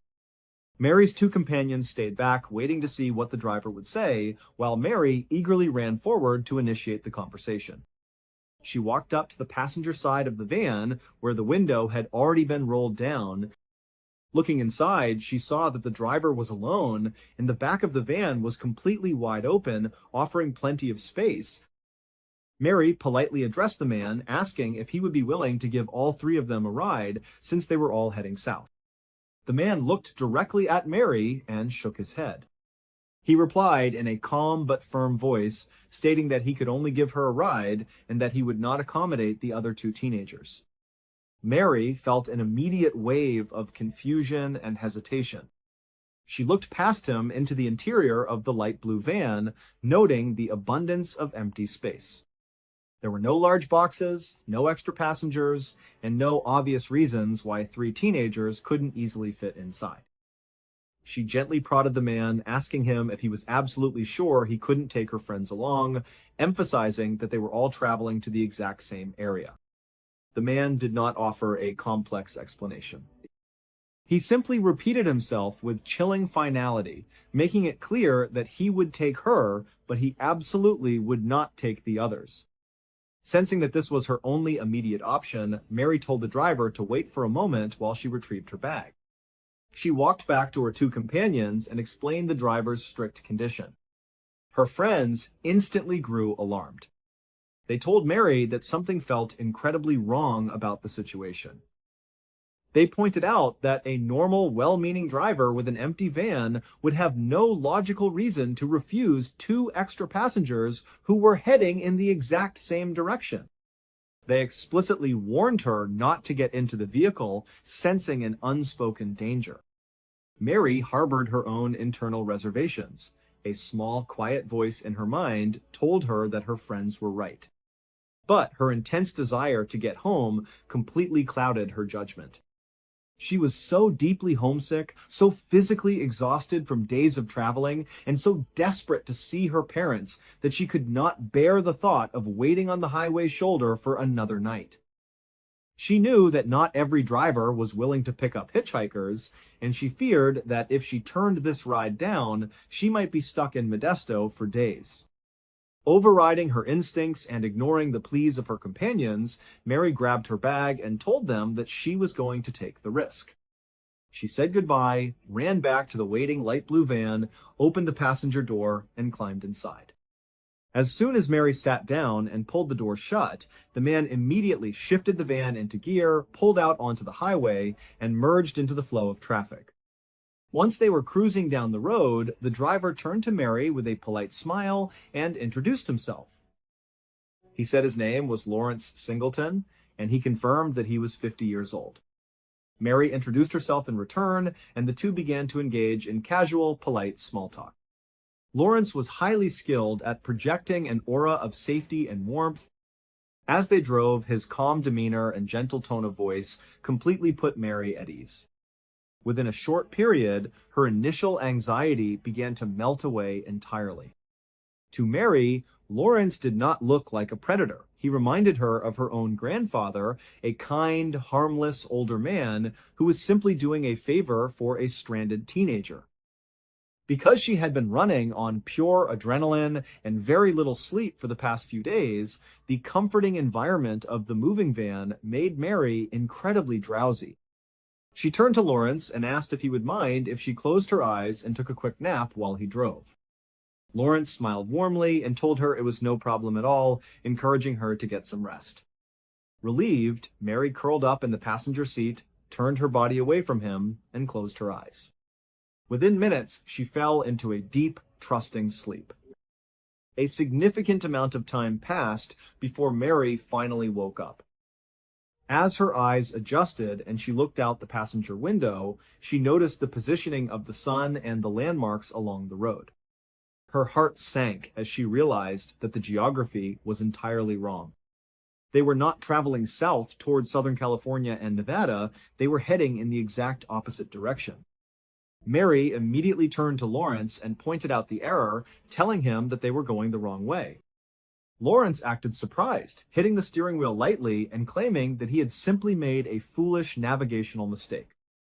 He apologized profusely, assuring her that he would find the next available exit, turn the van around, and get them back on the correct path.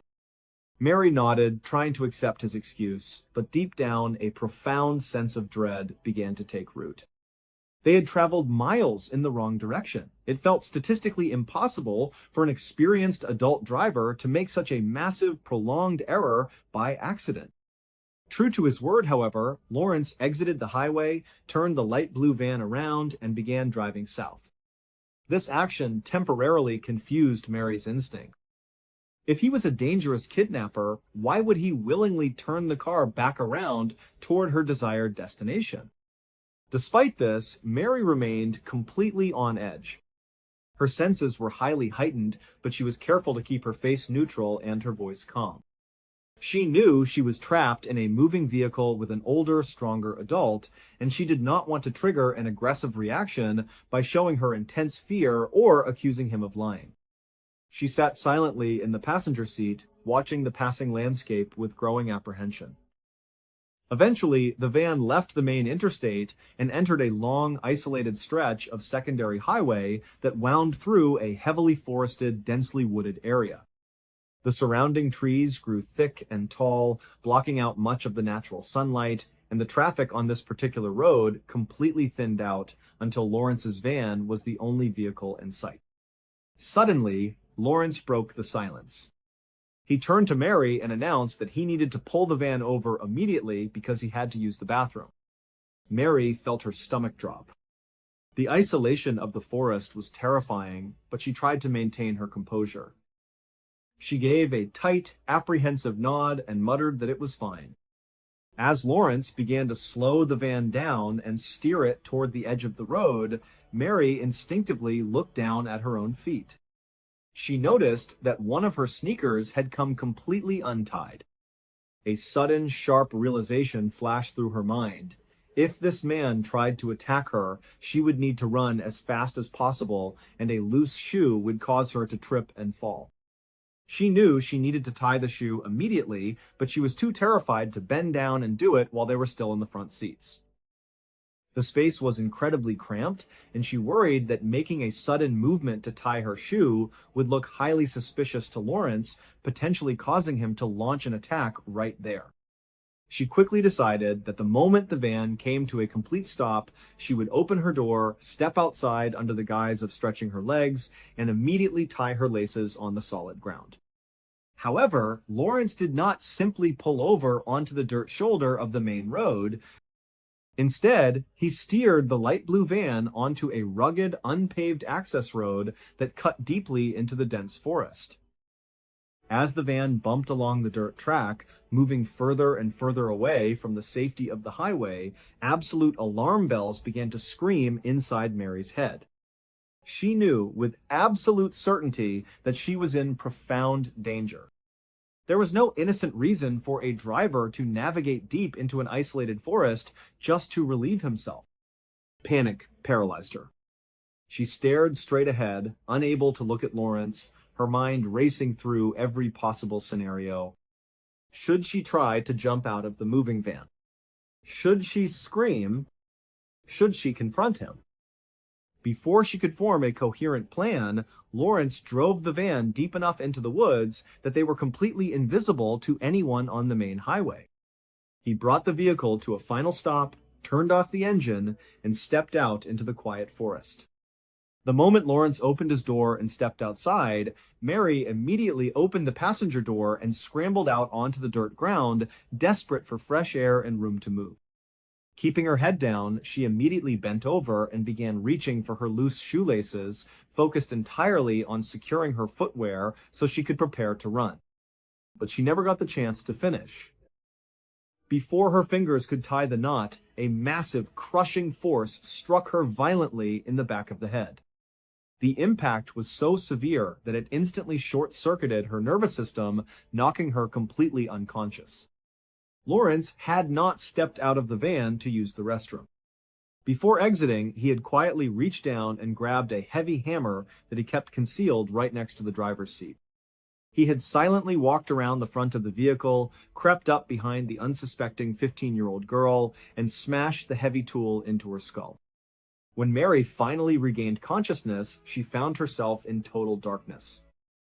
She was lying flat on her back on the hard metal floor in the rear cargo area of the light blue van. Her head was throbbing with excruciating, blinding pain, and she felt incredibly disoriented. As her vision slowly cleared, she looked out the rear windows of the van and realized that the vehicle was still parked in the exact same isolated spot deep within the forest. She instinctively tried to sit up and move her arms, but she immediately realized she was completely trapped. Lawrence had used heavy ropes and restraints to tie her hands and her feet securely to the interior structural frame of the van.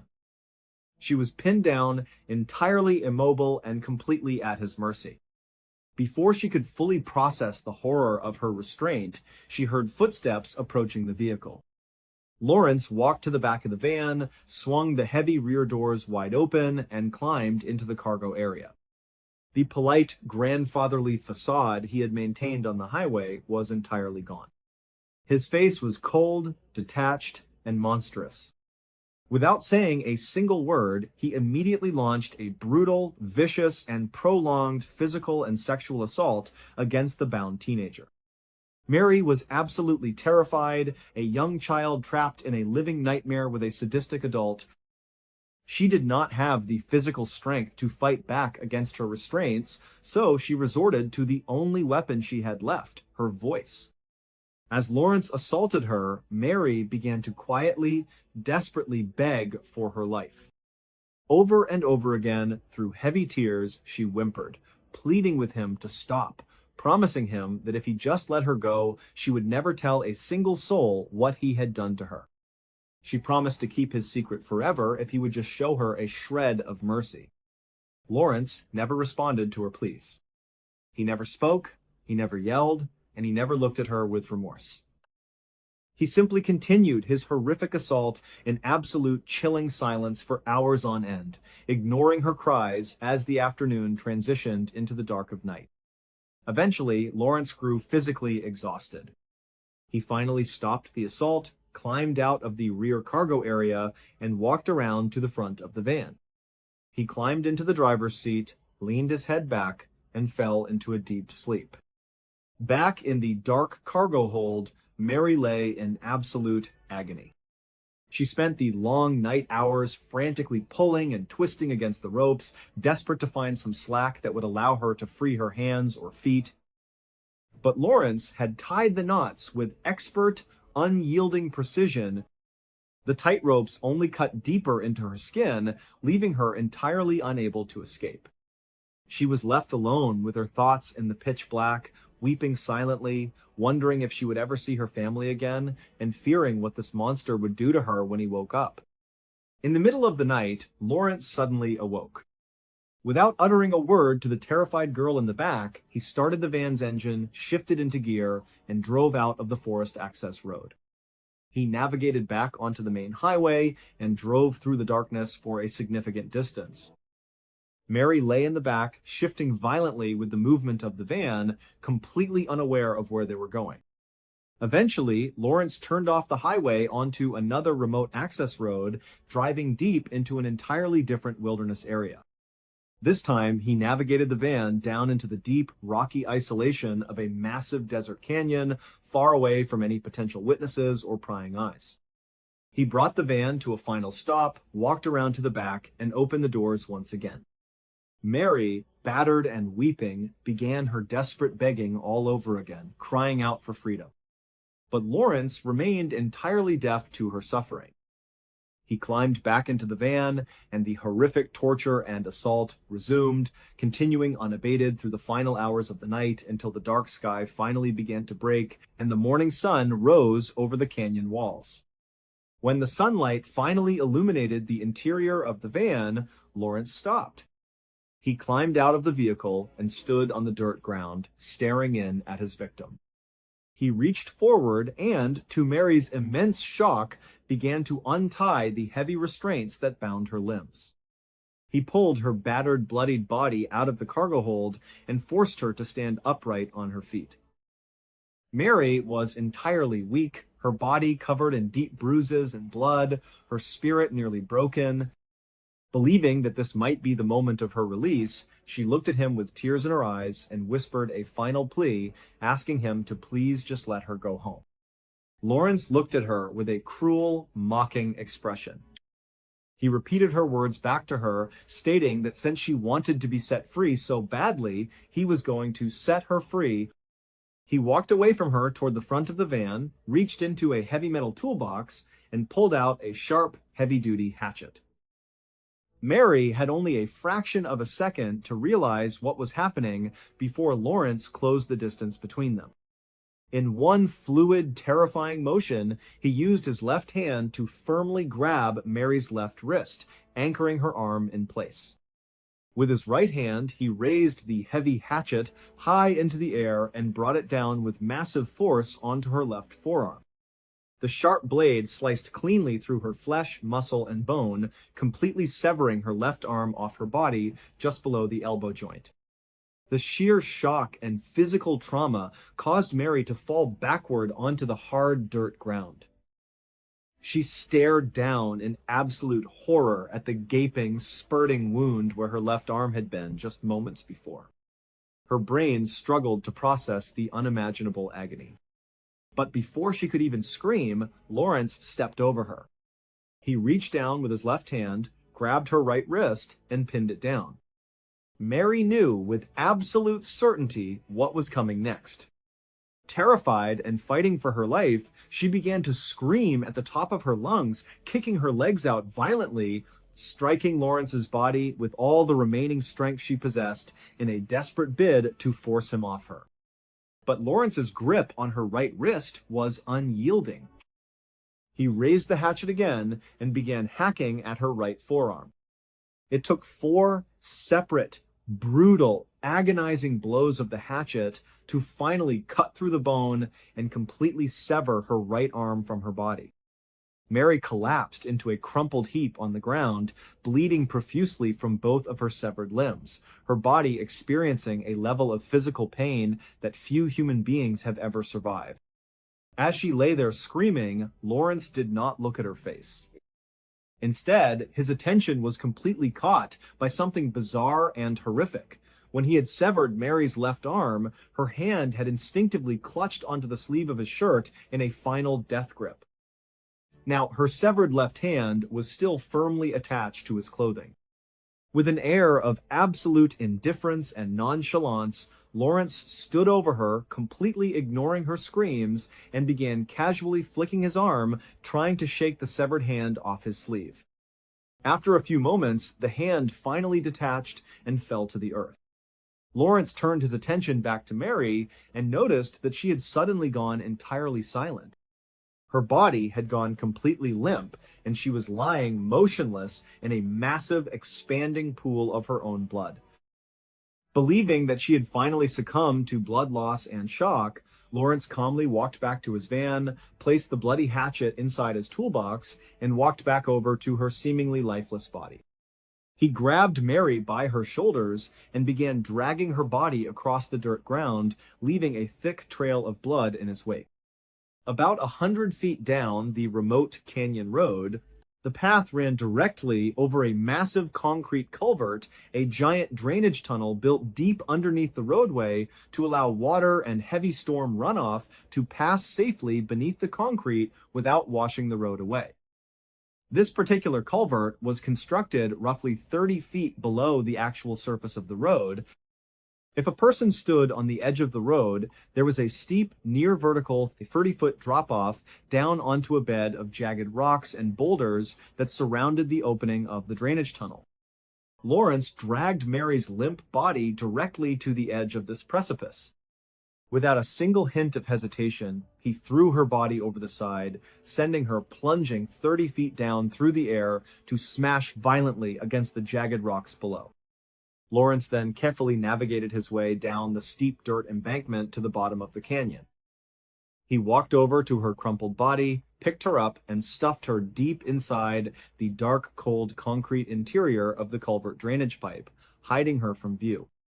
As he turned his back to walk away and leave her to die alone in the wilderness, he looked into the tunnel and uttered a final, chilling sentence. "Now you're free."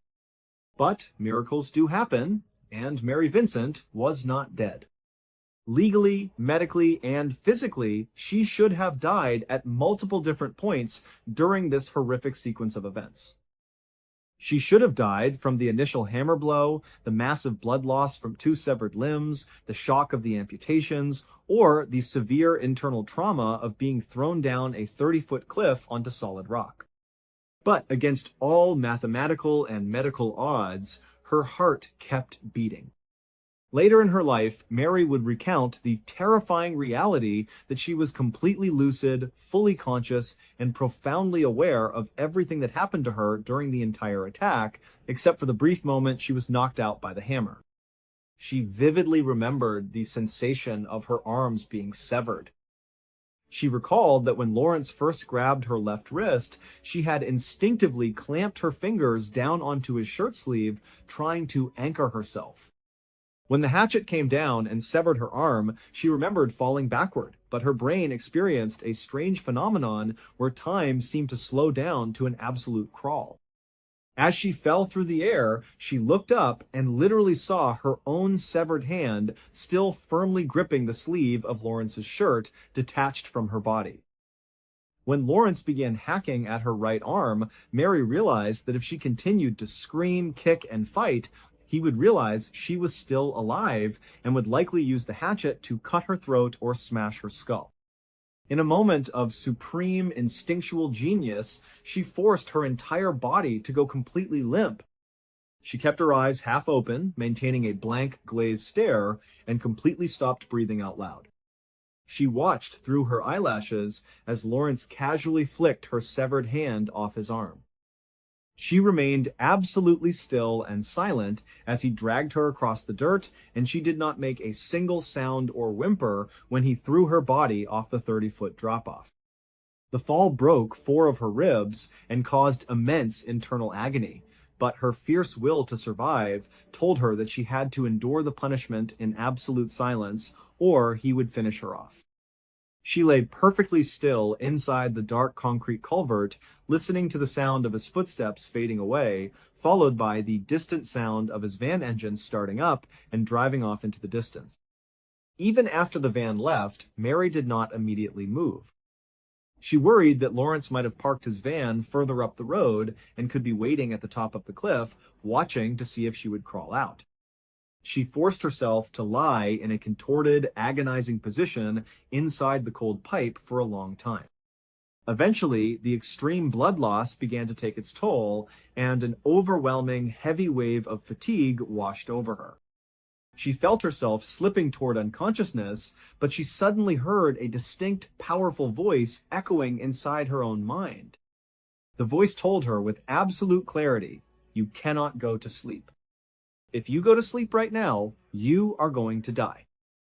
And if you die, this monster will get away with what he did, and he will do this to someone else." This thought triggered a massive, life-saving surge of adrenaline through her system. Mary made a definitive decision. She was going to live, and she was going to bring her attacker to justice. She slowly dragged her broken body out of the dark culvert.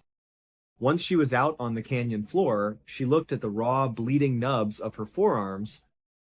Knowing that she was rapidly bleeding to death, she dug the exposed bones and flesh of her arms directly into the dirt and mud, manually packing the open wounds with soil to create a crude, natural tourniquet to stop the bleeding.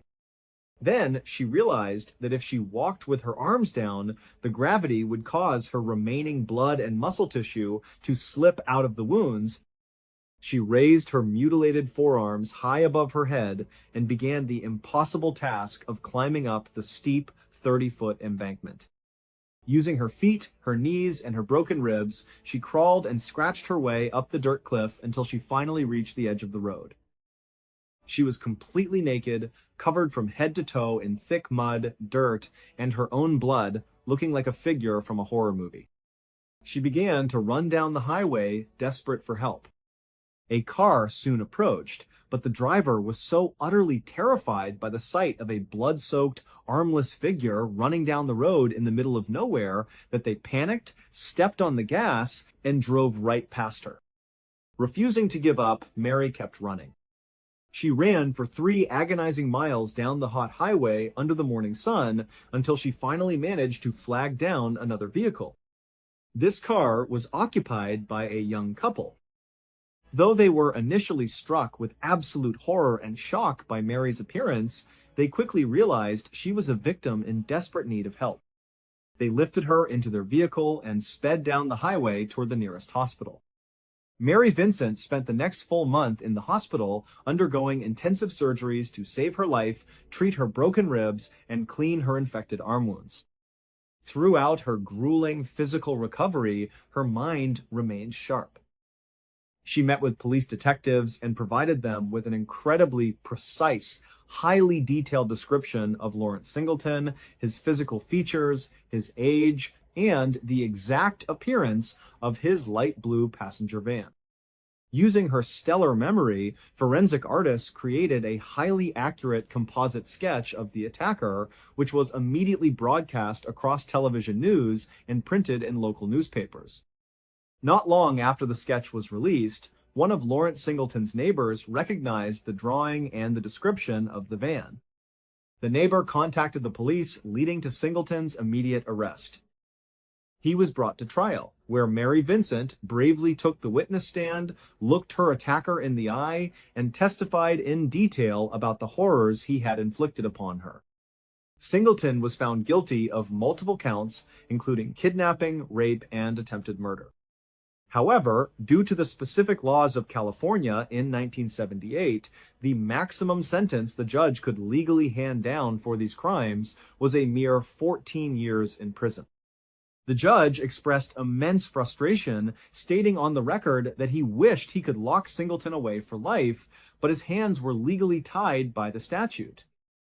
As Mary was leaving the courthouse following the sentencing, she had to walk directly past Singleton. He leaned in close to the young girl, lowered his voice, and whispered a terrifying promise. "I will finish the job if it takes me the rest of my life." Because of automatic prison credits for good behavior and his work as a teacher's assistant behind bars, Lawrence Singleton was paroled in 1986, having served just 8 years of his 14-year sentence. His release sparked massive public outrage and protests across California. Mary, who had since grown up, gotten married, and given birth to 2 sons, was absolutely paralyzed with fear. She spent years looking over her shoulder, terrified that her stalker would fulfill his vow to finish the job and murder her and her children. But Singleton did not go after Mary. Instead, he relocated to Florida, where his violent, predatory nature inevitably resurfaced. In 1997, nearly 20 years after his attack on Mary, Singleton brutally attacked and murdered a 31-year-old mother of three named Roxanne Hayes in his home. He stabbed her multiple times, ending her life. At his murder trial in Florida, Mary Vincent bravely traveled to the courtroom to testify against him once again, providing the jury with first-hand evidence of his history of extreme sadistic violence. Her powerful testimony was instrumental in helping the prosecution secure a definitive death sentence for Singleton. However, before the state of Florida could execute him, Lawrence Singleton died of cancer in a prison hospital room in the year 2001. When Mary received the news of his death, she admitted to feeling deeply cheated that he had died of natural causes rather than facing the executioner. However, her sons expressed immense relief that the monster who had haunted their mother's life was finally gone forever, and Mary took great solace in knowing he could never hurt another soul. The widespread public fury over Singleton's early release in California, combined with the tragic preventable death of Roxanne Hayes, led directly to a major overhaul of the American legal system. Lawmakers drafted and passed a landmark piece of legislation known as the Lawrence Singleton Bill. This law fundamentally changed sentencing guidelines for violent crimes, giving judges the explicit legal authority to hand down sentences of 25 years to life for any criminal acts that involved explicit torture, aggravated mayhem, or the intentional mutilation of a victim's body. Under the rules of this bill, if Lawrence Singleton had committed his horrific crimes against Mary Vincent today, he would never have been granted parole, he would never have walked free, and Roxanne Hayes would still be alive. Mary Vincent refused to let her trauma define the rest of her existence. She went on to become a highly accomplished artist and an outspoken advocate for victims of violent crime. Using custom-designed prosthetic arms that she learned to master with incredible dexterity, she reclaimed her life, her independence, and her joy, standing as a permanent symbol of the unbreakable power of the human spirit. Thank you so much for watching. Let me know what you thought of today's episode in the comments. And remember, we have a whole playlist of true crime episodes ready for you to binge right now. Until next time. See ya. On the afternoon of the 6th of May, 2008, a 54-year-old man named Ricky Williams stood on a riverbank in Western Virginia. He was casting his fishing line out into the calm waters of a place called Dismal Creek. Ricky was really hoping to catch some trout. He'd been out here for a good 30 minutes already, but so far, he hadn't gotten a single bite. Now, on a normal day, Ricky wouldn't have minded. He was the kind of guy who could fish for hours and just enjoy the peace and quiet. But today was different. Today, he and his dog, who was sitting right beside him, were seriously hungry. They'd been camping out in these woods for several weeks, and their food supply had finally dwindled down to almost nothing. So, if Ricky didn't catch any fish today, there was a very real chance neither he nor his dog would eat. For a little bit of context, the place where Ricky was fishing, Dismal Creek, had a bleak name, but it was actually a beautiful, very secluded spot. It was high up on a mountain that was part of the Appalachian Trail. And the Appalachian Trail is this very famous, very long trail, about 2,200 miles, that runs all the way up and down the east coast of the United States. What's really important about the Appalachian Trail is that there's a kind of unwritten code among the people who hike it. All the hikers know this code. It's simple. If you come across another hiker on the trail, it is your responsibility to help them if they need it. And in turn, it's their responsibility to help you if you're the one in trouble. It's like this built-in community of people who are always looking out for one another. And so, Ricky was very aware of this code. As he stood there, casting his line again and again with no luck, he was secretly hoping that a hiker, or maybe a group of them, would wander by. Maybe they'd see him, come down to the creek, find out he needed food, and just offer him some of theirs. But another half an hour went by. No hikers appeared. And still, Ricky could not catch a single fish. Then, all of a sudden, Ricky's dog started to whine. It began shifting around, almost like it could sense a predator was nearby. As Ricky was trying to calm his dog down, he heard a voice coming from the woods right behind him. Someone was definitely moving towards him. When Ricky heard this voice, he felt two things at once. On one hand, he was excited. Maybe this was finally a hiker who could give him some food. But on the other hand, Ricky couldn't shake this feeling of deep unease.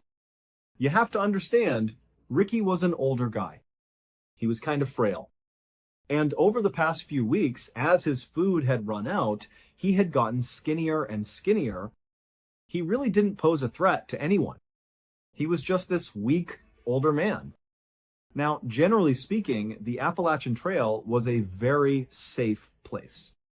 But over the last few decades, there had been several murders that took place right on the trail. And in fact, one of those killings had happened less than 2 miles away from the very spot where Ricky was fishing with his dog. In that double homicide, a very well-known killer named Randall Lee Smith had stabbed and shot 2 hikers to death. So, while Ricky was desperate for help from a fellow hiker, he couldn't help but feel a little apprehensive. Again, Ricky was a small, frail guy, and he knew all about these murders. He knew he was extremely close to one of the murder sites. And so, Ricky was totally on edge as he listened to this male voice getting closer and closer. Finally, a man in his early 30s stepped out from the tree line. He looked over and saw Ricky. For a second, the two men just stared at each other. But then, this guy just grinned at Ricky and said, "Hey, how you doing?" And in that instant, Ricky felt a wave of relief. He could tell just by looking at this guy that he probably wasn't a threat. The man introduced himself as Scott Johnston. He told Ricky he was actually camping in the area with a friend of his, and they were out here fishing just like Ricky was. Ricky pretty much immediately said, "Oh great, nice to meet you. Do you have any food for me?" Scott was like, "Absolutely." He dug into the bag he was carrying and pulled out a couple of energy bars and a bag of chips. He tossed them over to Ricky. He also gave Ricky some fresh bait so he could cast his line out again. For the next couple of hours, Scott and Ricky just stood there on the riverbank fishing together. And after a while, the trout actually did start biting. They started catching fish. The day was turning into a pretty great outing for Ricky. And it got even better. As soon as they were done fishing, Scott asked Ricky if he wanted to join him and his friend back at their campsite for dinner. Remember, Ricky had no food. This was an amazing invitation. He said yes, of course, he'd love to. So, the two men packed up their fishing gear right as the sun was starting to go down. Then, they began walking back into the forest in the same direction Scott had come from. As they were walking, Scott's fishing pole got tangled up on a low-hanging branch. He was really struggling to get it free from the tree. Finally, he just told Ricky to go on ahead. He said, "My campsite is right up there. It's a straight shot. Just go up the hill and you'll see it." Ricky asked Scott if he was sure, and Scott said, "No, it's totally fine. Go ahead." So Ricky said, "Okay," and he walked the rest of the way up the hill by himself. When he walked out of the tree line and into the clearing where Scott's campsite was, the first thing Ricky noticed was this enormous man. He looked like he was twice the size of Scott, which made him about 4 times the size of Ricky. He was kind of hunched over the campfire. This huge man, who Ricky assumed was Scott's friend, heard him walk into the clearing. You have to remember, it was getting dark, and they were kind of in the middle of nowhere. So this guy, he whipped his head around and saw this strange man just standing there at the edge of his camp. Scott was nowhere to be found. And so this big guy, he immediately grabbed a club like a thick piece of wood, and he looked at Ricky menacingly with a look that said, "What are you doing here?" Ricky was so caught off guard by just how big this guy was. He put his hands up and said, "I'm so sorry. Scott sent me up here." I don't know if this is the right site. I'm sorry. But just at that moment, Scott had finally untangled his fishing line and he came walking out of the tree line. He saw what was happening, walked over, and patted Ricky on the back. He said, "Oh, you've already met my friend Sean." As soon as Scott said that, Sean seemed to let his guard down. He put the piece of wood down and he stopped glaring directly at Ricky. But Ricky got the distinct feeling that Sean was not happy that he was in his campsite, even though Scott was clearly the reason he was there. Ricky just felt really, really uncomfortable. At the same time, Scott was ushering him closer to the campfire, telling him to take a seat next to Sean. Scott was saying, "Sean's a great cook. He'll cook up this fish for us. It's going to be great. You know, take a seat." Ricky felt kind of annoyed that Scott was being so pushy, really forcing him to stay. But Ricky didn't want to be rude and just abruptly leave, so he did as he was told. He took a seat right next to Sean, who definitely was not excited to be sitting next to him. And Ricky just sort of sat there, waiting to see what would happen next. What happened next was Scott walked over to Sean and handed him all the fish that he and Ricky had caught so Sean could start preparing them for cooking. Then, as Ricky was still just sitting there right next to Sean, Scott walked away from the campfire. He went over to his truck, which was parked right next to Sean's Jeep. Scott turned on the radio and just started blasting country music. When Ricky heard this music, he kind of winced. To him, part of the reason the outdoors, the Appalachian Trail, being out in nature, part of the reason it was so wonderful was for the peace and quiet. So to him, it felt almost disrespectful to be out in the middle of this beautiful place, blaring country music. To Ricky, he just couldn't help but feel like there was something off about these two guys. They just seemed really disrespectful and kind of pushy and maybe even aggressive. So Ricky was not happy. But again, he didn't say anything. He didn't try to leave. Because again, he was really hungry, and so was his dog. He needed to eat that fish. A moment later, Scott walked back from the truck and took a seat next to Sean. Then, he and Sean both pulled out their knives and began deboning the fish. As they were doing this, Ricky again was just kind of sitting there, doing nothing. So he sort of meekly asked, "Hey, can you give me a knife? I'll clean a fish." But Sean and Scott kind of waved him off and said, "Don't worry, we got this." And so Ricky just continued to sit there nervously. All he could do was watch the firelight flashing and bouncing off their blades. But eventually, Scott and Sean finished deboning all the fish, and they put their knives away. At that point, they started cooking the fish over the open flame. And suddenly, for Rick actually, it felt like the mood had shifted a little bit. At least now, the two men weren't fiddling around with weapons. It felt kind of safe again. So Ricky started to make some small talk, hoping it would settle his nerves. He told the two men about how much he loved the Appalachian Trail and how he came out here all the time for weeks at a time with his dog. Ricky told them that sometimes he felt more at home out in the wild than he did at his actual home.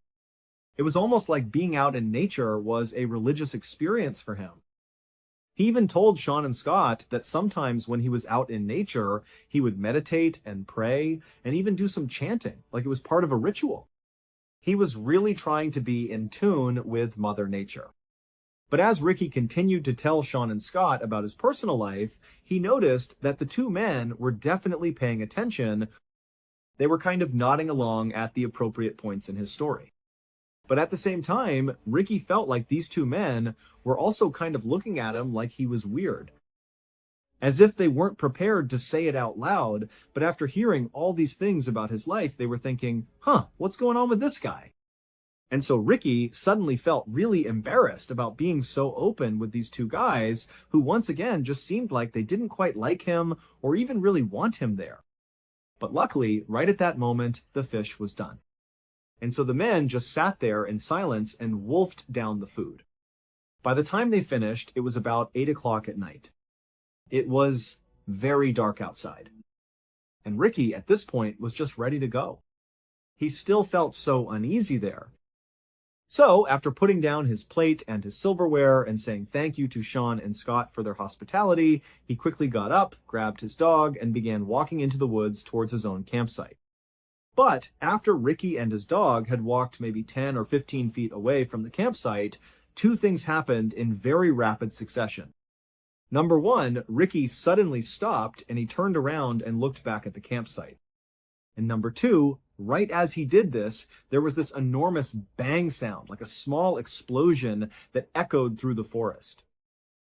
About 30 minutes later, and about 4 miles away from where Ricky, Sean, and Scott had been, there were these two women. They were in their house eating dinner when they heard a sudden, frantic knocking on their front door.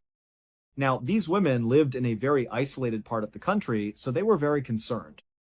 One of them rushed over to the phone just to be ready to call the police, while the other one very carefully made her way towards the front of the house. She kind of peered out the window, but she couldn't see anything outside. It was too dark. And so she went to her door, which was still getting pounded on by whoever was out there. The woman, she unlocked the door, and she opened it just a crack, and what she saw nearly made her faint. There was a man standing on her porch who was absolutely covered in blood.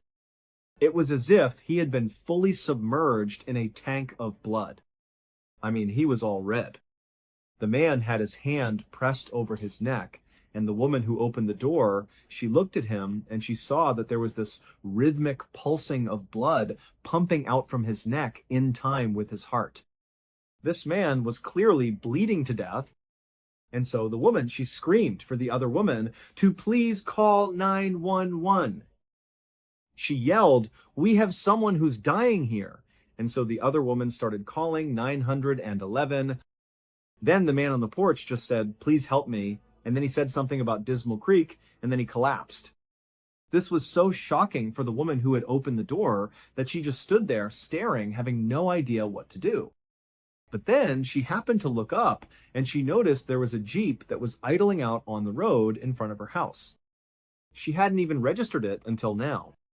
So either this guy got dropped off, or he had driven that Jeep. But before she could even begin to understand what had just happened, an ambulance and a whole bunch of police cars came screaming up and parked in front of her house. The medics got out, they rushed up, and they grabbed the bleeding man, they put him in the ambulance, and they rushed him off. Meanwhile, not far from the house, police officers were speeding towards Dismal Creek. Because when the women called 911, they said, this guy who showed up on the porch bleeding said something about Dismal Creek, but they had no idea what it was about. And so, instead of trying to wait and figure out what was even going on, the police had basically said, let's just go to Dismal Creek and look around. Let's see if we can figure out why someone would leave that area and show up at this house covered in blood. But as the police were making their way up this winding mountain road, they saw a truck bombing down the road, coming straight at them. The truck, it initially hit its brakes and did kind of attempt to get out of the way of the police cars. But after this truck had basically come to a stop, the driver of the truck just hit the gas all over again. And they veered wildly off the side of the road into an embankment. The truck crashed and flipped several times and then came to a stop. The police officers who had veered to the side of the road to avoid getting hit by this truck, they just watched this happen. And they couldn't understand why the driver had gunned it again after stopping and then seemingly intentionally drove off the road. It almost seemed like the driver was trying to crash. And so the police, they got out of their cars and they approached the wrecked truck with their guns drawn. But when they looked into the vehicle, they saw there was a single occupant, the driver. And he was still somehow alive. So the police got him out of the vehicle and they called an ambulance. But they actually sent an officer with the ambulance to escort them because the police were actually pretty suspicious of this truck driver. Remember, they were going up that road to get to Small Creek to see what had happened there that would lead to another man showing up on somebody's doorstep in the middle of the night covered in blood. And now they have this truck driver who looks like he's speeding away from Dismal Creek, who crashes his truck. I mean, there was no clear connection between the truck crash and the bloody guy, but the police were suspicious that they had to be connected. So they sent the officer to the hospital as well. About 30 minutes after the truck crash, the police left the scene and continued the rest of the way up the road to Dismal Creek. Once they got up there, the police fanned out all across the area and just began looking for anything. Just any clue that might explain what the heck happened here, if anything had happened at Dismal Creek at all. And pretty quickly, the police actually did find something unique. In the middle of the Dismal Creek area, they found a campsite. But it was not the campsite where Sean and Scott were staying, where Ricky had gone and shared dinner with them. This was a different campsite. And not long after searching this other campsite, police concluded that whoever was staying here did not seem like they were mentally well. This seemed like a mentally unstable and potentially dangerous person lived here. The campsite itself was really simple. It was just a tent and a campfire. But when the police lifted up the flap and looked inside the tent, they found a collection of 30 knives, along with a police scanner that basically picked up police radio chatter in the area.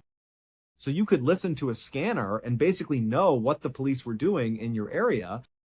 There were also all these weird piles of clothing. Some were for kids, some were for adults, some were for men, some were for women. There were piles of eyeglasses. And there were 8 pairs of women's underwear. And then also there was a map of the Appalachian Trail inside of this tent. All over this map, along the trail, were all these spots that were circled.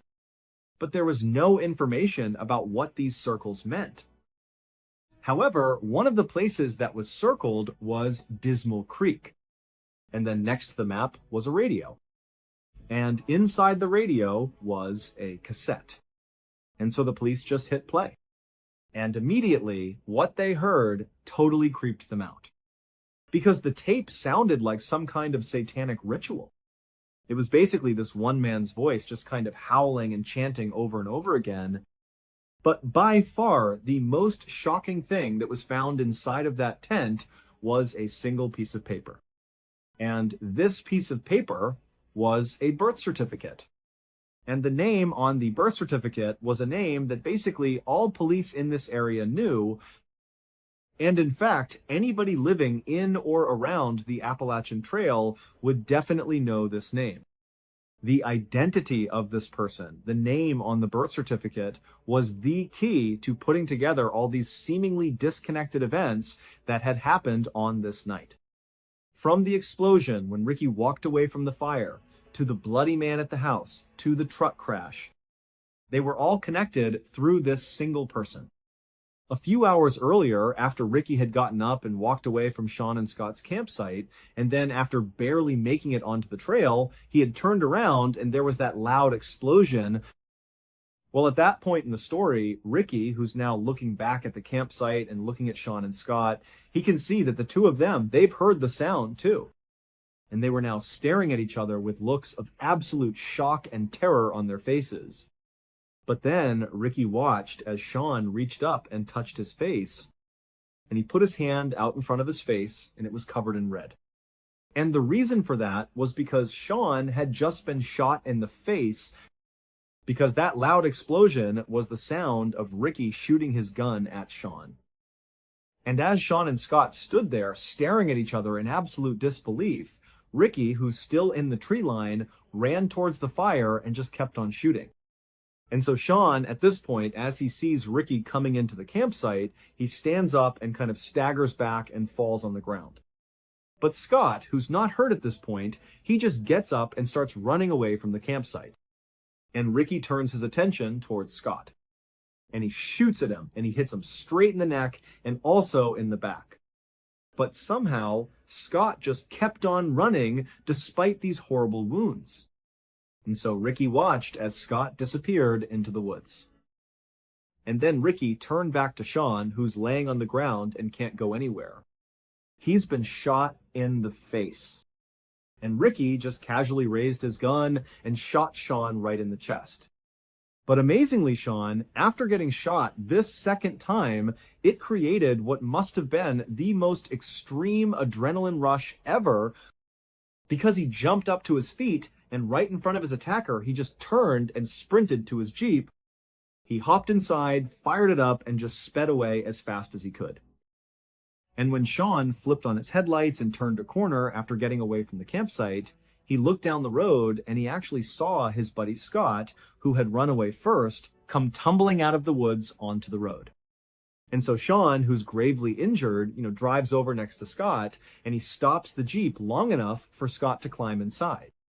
And they shut the door and they sped away towards the nearest help, which happened to be that house where those two women lived. And so it was Scott, who looked like he was drenched in blood, who knocked on the women's door. Sean was down in the Jeep out on the road, but he was just too weak to get out and come up to the door as well. But when the ambulance and police arrived, they would find not only Scott up on the porch, but also Sean in the Jeep. And both men would be taken to the hospital via helicopter. And then, as for the man who was driving the truck down the road away from Dismal Creek, who then crashed right in front of the police, well, the driver of that truck was Ricky Williams. However, that was not his real name. There was no Ricky Williams. That was the name he just used. His real name, which was on the birth certificate that police found in that other campsite inside of the tent, was Randall Lee Smith. The same infamous Randall Lee Smith who had murdered those two hikers not far from Dismal Creek. That double homicide had happened in 1981, and Randall was caught and convicted. But he was paroled 15 years later in 1996 for good behavior. And for 10 years after that, Randall lived with his mother, and he wore this electronic bracelet. And, he followed the rules. But by 2008, his electronic bracelet had come off. And even though Randall had attempted to continue living with his mother, it just wasn't tenable. He didn't have enough money. And so ultimately, he packed up his things, grabbed his dog, and moved out onto the Appalachian Trail. And on the 6th of May, 2008, when Sean and Scott arrived in Dismal Creek to go fishing, Randall was waiting. Nobody has any idea why Randall murdered those two hikers back in 1981, or why he targeted Sean and Scott in 2008. All we know is that Randall Lee Smith was very mentally unwell. And very likely, he viewed the Appalachian Trail as like his sacred place. This was his home. This was the place he loved more than anything. And so maybe, he felt like Sean and Scott had somehow disrespected the Appalachian Trail, and that was enough to attack them. Now, we know Sean and Scott did not do anything intentionally disrespectful to Randall, because amazingly, Sean and Scott survived this attack. And they would say that when they saw Randall, they just felt bad for him. They thought he was like this alcoholic drifter who didn't have a home of his own. And so he was just living out in the woods on the Appalachian Trail. And so they didn't judge him.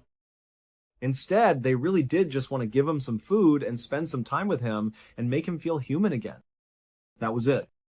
And because Randall appeared to be this kind of small, older man, Sean and Scott, who were, very big and imposing, they didn't feel threatened by this guy. As for that bizarre other campsite that police found up around Dismal Creek, the one that contained all those knives and the birth certificate, well, obviously that was Randall's campsite. And that weird cassette tape that they listened to that sounded like a satanic ritual, that was Randall going through his meditations and chants that he would do when he was out in the middle of nowhere. It was like his way of respecting Mother Nature and the Appalachian Trail. And then all those items that were found inside of his tent, the different clothes and the eyeglasses and the women's underwear, it's believed those could be Randall's other victims. However, when police pulled DNA samples from all of those items that were found inside of his tent, like the clothes and the underwear and the eyeglasses, well, those DNA samples did not match any of the missing people or murder victims in the police's database. And so that wasn't useful. And then also, police went to all those places on that map that were circled, and with the exception of, obviously, Dismal Creek, they didn't find anything else at the other locations that suggested any violent event had happened there. So only Randall knows the truth, which means we will never know the truth.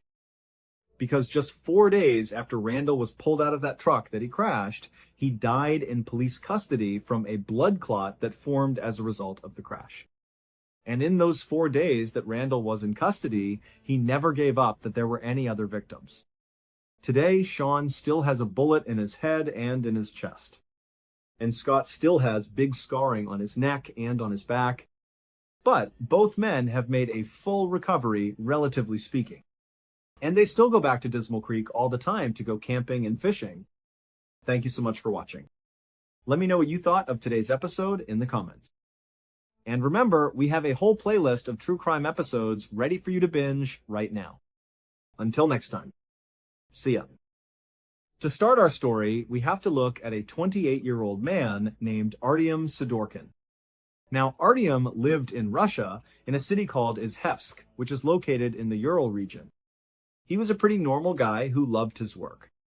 He was a botanist, which meant he spent a vast majority of his time studying plants, trees, flowers, and the local flora of the region. He was passionate about nature, and he lived a very quiet, simple, and predictable life. He spent his days working in greenhouses, researching plant genetics, and taking walks through the dense Russian forests. But in the spring of 2009, something began to go very wrong with Artyom's health. It started with a very subtle, dull ache in his chest. At first, he tried to ignore it. We all do this when we get a little sick. We tell ourselves that we just slept wrong, or maybe we pulled a muscle while lifting something heavy at work. But for Artyom, the pain did not go away. In fact, it started getting worse with every single breath he took. Over the course of a few weeks, the dull ache transformed into a sharp, burning, stabbing sensation deep inside his right lung. It felt as though someone was taking a hot needle and poking him from the inside every time his chest expanded. Along with the pain came a persistent, hacking cough. At first, it was just a dry, irritating tickle in his throat, but it quickly escalated into deep, chest-racking coughs that left him completely exhausted and gasping for air. One morning, while sitting at his kitchen table trying to drink some tea, a particularly violent coughing fit seized him. He grabbed a white paper towel, covered his mouth, and coughed heavily. When he pulled the paper towel away, his heart sank. The paper was covered in bright red, fresh blood. The sight of the blood sparked instant panic. He realized he could no longer pretend this was just a minor chest cold or a pulled muscle.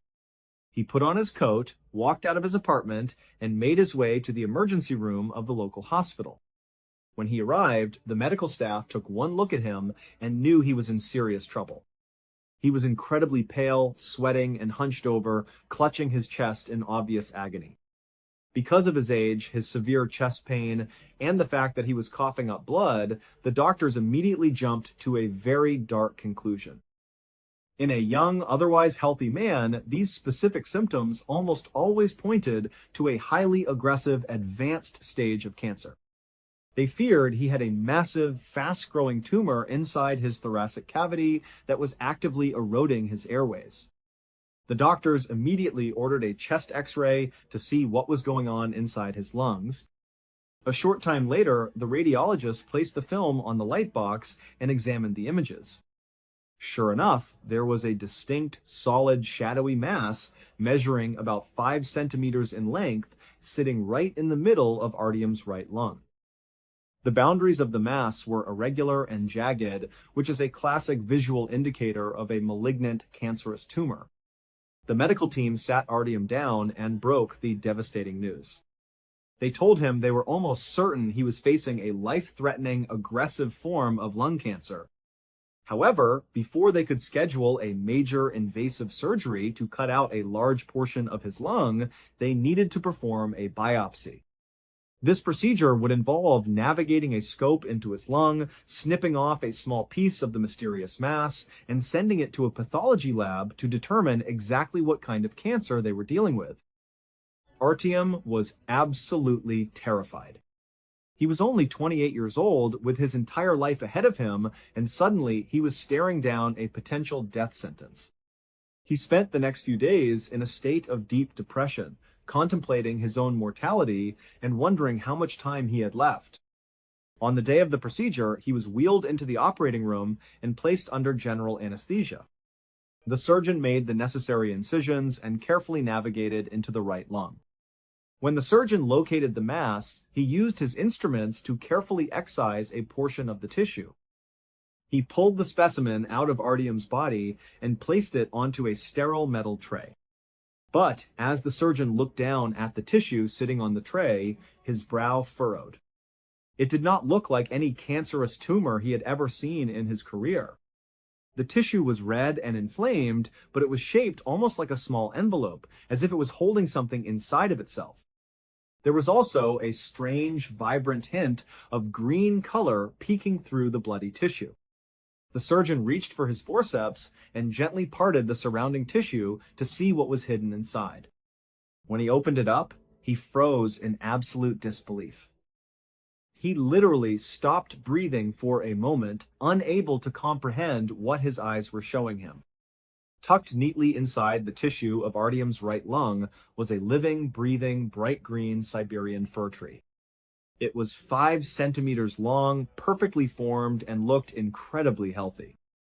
It had vibrant needles and was actively thriving in the warm, moist environment. The medical team quickly put the pieces of the puzzle together. Because Artyom was a botanist, he spent a tremendous amount of time around various plants, soil, and seeds. At some point during his work or his walks in the forest, he had accidentally inhaled a tiny microscopic seed of a Siberian fir tree. Instead of going down his esophagus or being coughed back out, the tiny seed had traveled deep into his bronchial tubes and lodged itself inside his lung tissue. The human lung is warm, dark, and highly humid. It is, for all intents and purposes, a perfect natural greenhouse. The seed had germinated, taken root in the rich, blood-fed tissue of the lung, and began to grow. As the small tree expanded, its sharp pine needles began to prick and pierce the delicate blood vessels and capillaries surrounding it. Every time Artyom took a breath, his lung tissue would contract and press against the sharp needles, causing internal bleeding, severe stabbing pain, and the coughing up of blood. When Artyom woke up from the anesthesia, the doctors walked into his room. Instead of delivering a grim prognosis of terminal cancer, they showed him the tiny green tree they had removed from his chest. Artyom was utterly shocked. He told them he had never felt like he had a forest growing inside of him, but his overwhelming feeling was one of pure ecstatic relief. He was completely cancer-free, and after the successful removal of the tiny fir tree, he made a full recovery and went back to his quiet life as a botanist.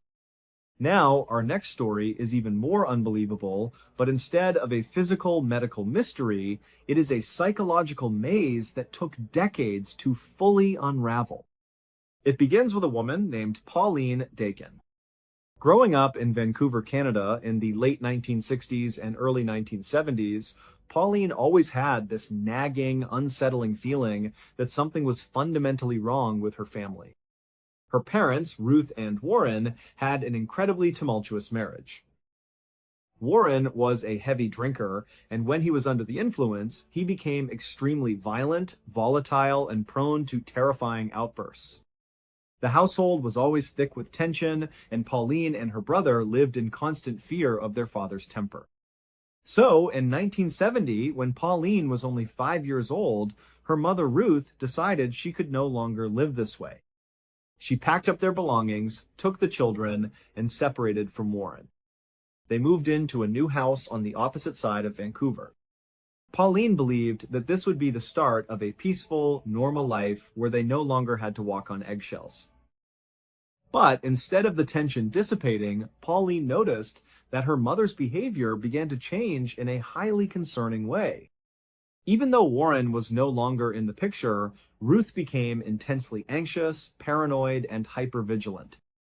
She was constantly looking over her shoulder, checking the locks on the doors and windows multiple times a day, and whispering as if someone might be listening to their conversation. Then, in 1974, when Pauline was 9 years old, her mother came home one afternoon and made a sudden announcement. She told Pauline and her brother that they were going on a fun family vacation. She instructed them to pack up their favorite clothes and toys, and they loaded everything into the family van. They embarked on a massive, grueling drive across the country, traveling over 1,000 miles away from Vancouver to the city of Winnipeg. But when they finally arrived in Winnipeg, they didn't pull up to a hotel. Instead, they stopped at a modest house. Ruth led the children inside, sat them down, and broke the news. She told them they were never going back to Vancouver. Winnipeg was their new permanent home. Pauline and her brother were completely devastated and deeply confused. They asked why they had to leave their old life behind, and they pleaded to see their father, whom they still loved despite his violent outbursts. But Ruth simply looked at them with tears in her eyes and told them that this was the way it had to be, and that when they were old enough, she would explain everything to them. With no other choice, Pauline tried to adapt to her new reality in Winnipeg. Over the next 4 years, she had absolutely no contact with her father, and she began to slowly put down roots. She made close friends, settled into her new school, and was finally starting to feel like a normal, stable teenager. But just as she began to feel comfortable, her mother sat them down once more. Ruth looked utterly terrified, worse than ever before. She told them they had to pack their bags immediately and leave Winnipeg. This time, they were moving all the way to New Brunswick on the far eastern side of Canada, thousands of miles away. Ruth made Pauline and her brother swear a solemn oath of absolute secrecy. They were strictly forbidden from telling a single soul that they were leaving. But on the day of the move, Pauline was spending some final moments with her best friend, Wendy. The emotional weight of disappearing without saying goodbye was too much for her to bear, and she let it slip to Wendy that she was moving away. When Ruth arrived at Wendy's house to pick Pauline up, the two young girls had to put on a desperate act. They forced themselves to exchange a very breezy, casual, and superficial goodbye, pretending they would see each other at school the next day, just so Ruth wouldn't suspect that Pauline had broken her promise of secrecy. They got into the car and drove away, leaving another life in ruins behind them. Once in New Brunswick, the family finally managed to put down roots and stayed there for several years. But the atmosphere of deep paranoia never truly left their home. Ruth remained incredibly anxious, constantly watching the street from behind the living room curtains and behaving as though some invisible, terrifying threat was always looming just outside their door. The children grew up in this shadow, never knowing what their mother was so desperately afraid of. Fast forward to 1988. Pauline is now 23 years old. She has carved out an independent life for herself, living about 2 hours away from her mother's home in New Brunswick. She is sharing an apartment with her boyfriend and working as a professional reporter for a local newspaper. She feels like she has finally escaped the bizarre anxiety of her childhood. One afternoon, her phone rings. It is her mother, Ruth. Ruth's voice is trembling, and she tells Pauline that she is staying at a local motel nearby and wants to meet with her immediately. She says, "I am finally ready to tell you the truth. I am ready to explain everything about your childhood and why we had to run." Pauline was incredibly intrigued and excited. This was a conversation that had been decades in the making. She hopped into her car and drove straight to the motel. When she arrived, she saw her mother pacing back and forth outside the room, looking extremely nervous and scanning the parking lot with intense suspicion. Pauline waved and walked up to her, about to speak, but Ruth quickly placed her finger over her lips, signaling her to be completely quiet. Without saying a single word, Ruth grabbed Pauline's hand and shoved a paper envelope into it. Written on the front of the envelope was a strict note: "Do not speak. Take off all of your jewelry, your watch, and anything made of metal and put it inside this envelope. It is highly likely that your jewelry is bugged with listening devices." I will explain everything once we are inside, but please do not say a single word. Pauline was utterly bewildered, but she did exactly as she was told. She took off her rings, her necklace, and her watch, slipped them into the envelope, and handed it back to her mother. In complete silence, they walked into the motel room. When they entered, Pauline saw a man sitting in the center of the room. She recognized him immediately. It was Stan Sears, the former reverend of the church they had attended back in Vancouver when she was a little girl. Ruth had worked as Stan's secretary for years, and Pauline knew they had always remained close friends who kept in touch. In fact, Pauline remembered seeing Stan show up unexpectedly in Winnipeg and New Brunswick over the years to visit her mother. But as they sat down, Ruth made a confession that shocked Pauline. She explained that she and Stan were actually deeply in love and had been carrying on a secret romantic relationship since their time in Vancouver. However, that revelation was nothing compared to what Ruth said next. She explained that the real reason they had been running and hiding for all these decades was because Pauline's father, Warren, was not just a violent alcoholic. He was actually a high-profile, powerful member of a massive organized crime syndicate in Vancouver, the Mafia. Ruth claimed that right after she separated from Warren, she discovered that the mob had put a contract out on her life. They believed that because she had left Warren, he could no longer control her, and they feared she knew too many of their dark secrets. They wanted her dead to ensure her silence. Stan also found out that he was a target. The mob discovered his secret relationship with Ruth, which made him a liability. Additionally, Stan had been counseling a man in his congregation who turned out to be a mobster wanting to leave the syndicate. When that man was suddenly assassinated, Stan realized that the mob knew he had been given highly sensitive information, making him an active target. Ruth and Stan decided they could not go to the police. They believed the mob had local law enforcement in their pocket, and they knew that families who turned to the police were brutally executed as an example. So, they chose to run and go into hiding together. When Ruth moved Pauline and her brother to Winnipeg and then to New Brunswick, Stan had actually moved along with them in tandem, staying close by to help protect them. Pauline sat there, completely stunned, trying to process this wild information. But as she thought about it, she realized this story actually explained so many of the bizarre, unexplained events from her childhood. She remembered coming home from school on multiple occasions to find her mother in a state of absolute panic, furiously pulling every single item of food out of the refrigerator and the pantry and throwing it all in the trash without any explanation. Now, Ruth explained that those were times they had received word that the mob had attempted to poison their food supply. Pauline also remembered being abruptly pulled out of school and enrolled in a different school across town on 6 different occasions. Ruth explained that those moves happened because they had received credible intelligence that the mob had discovered which school Pauline was attending, forcing them to scramble her location. By the end of the weekend, Pauline felt a strange mix of shock and relief. She finally had an answer to the chaos of her youth. But then her mother and Stan dropped another bombshell. They told her she was still in active danger, but they had taken steps to secure their safety. They explained that they had finally grown tired of living in constant hiding, so they had contacted a highly secret branch of the authorities. They had been placed into a special, classified witness protection program designed for families targeted by organized crime.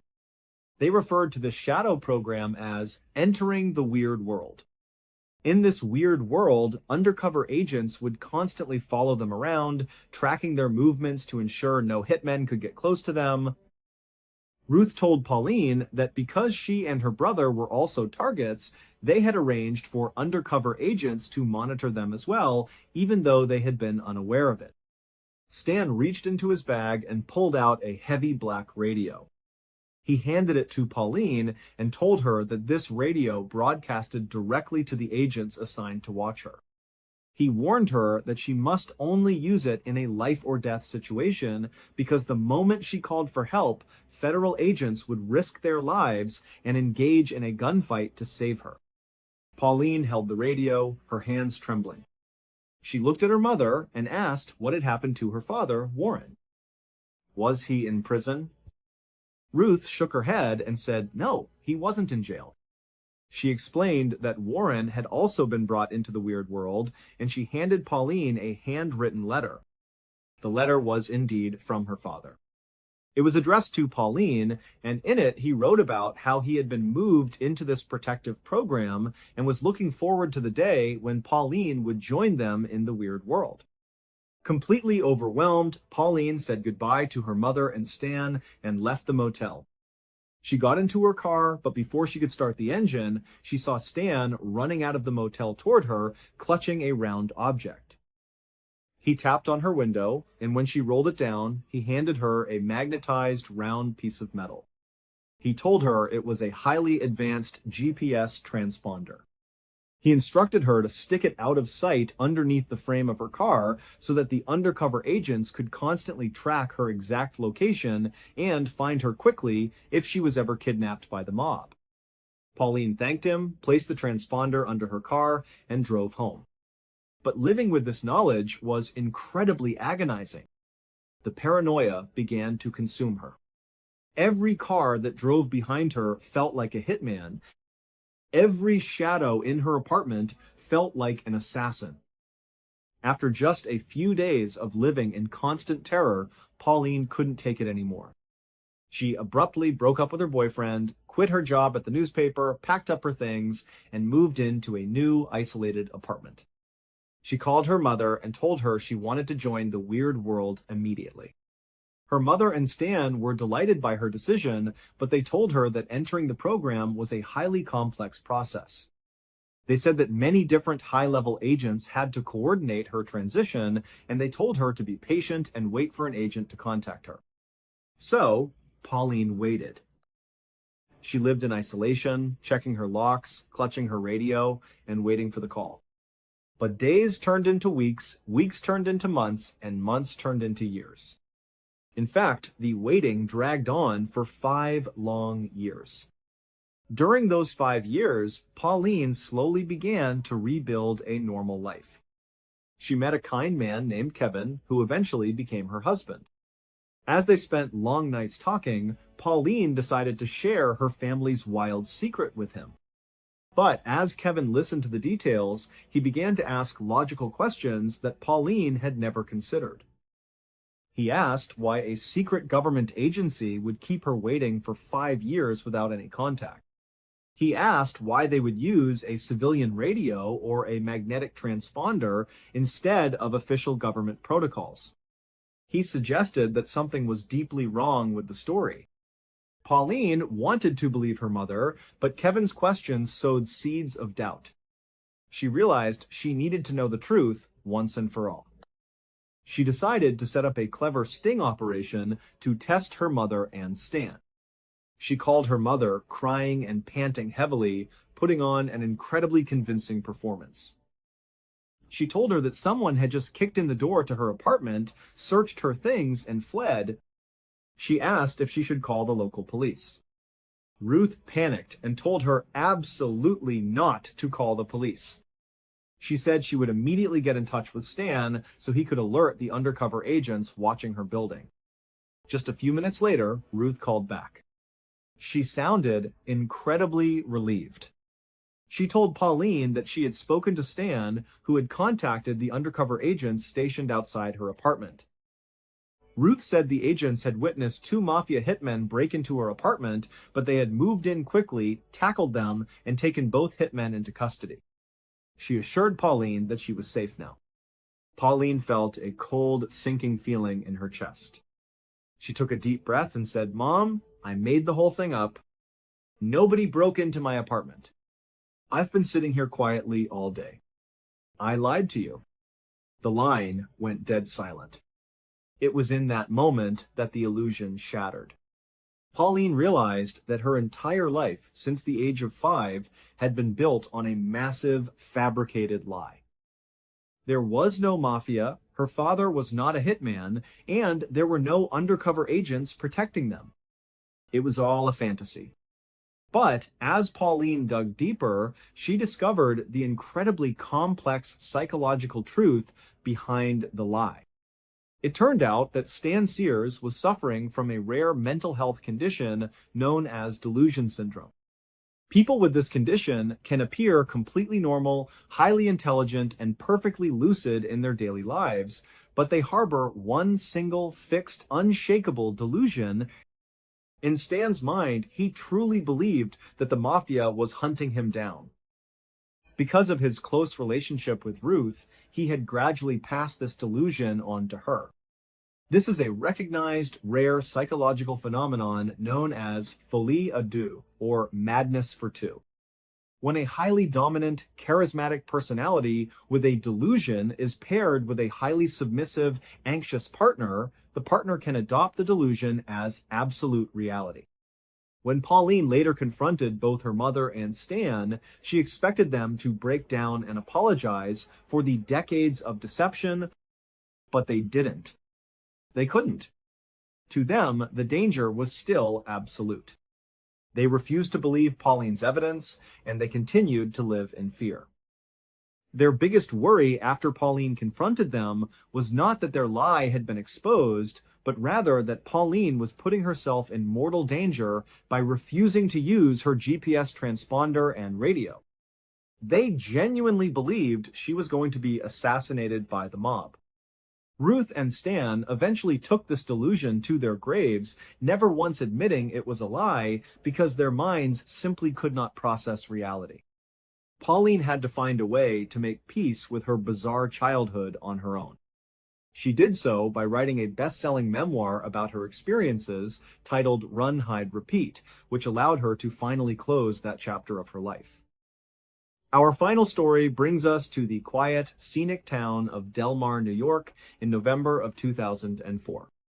Del Mar was the kind of close-knit, peaceful suburb where people moved to raise their families. It was safe, the schools were excellent, and major crimes were virtually unheard of. This was the place that 52-year-old Peter Porco and his 54-year-old wife Joan called home. Peter and Joan were incredibly ordinary, hard-working, middle-class Americans. They lived in a beautiful, comfortable two-story house on a tree-lined street. They had been happily married for over 30 years and had built a wonderful life together. Peter was a highly respected appellate court clerk, known for his sharp mind, his gentle demeanor, and his absolute commitment to his job. Joan was a speech pathologist, a kind and patient woman who dedicated her life to helping children with speech impediments. The couple had 2 sons. Their oldest son, Jonathan, was 23 years old and was a proud naval officer stationed at a submarine base in Groton, Connecticut. Their younger son, Christopher, was 21 years old and was a student at the University of Rochester, located a few hours away. From the outside, the Porco family appeared to be the absolute model of success and happiness. But underneath that perfect exterior, a deeply disturbing dynamic was beginning to unfold.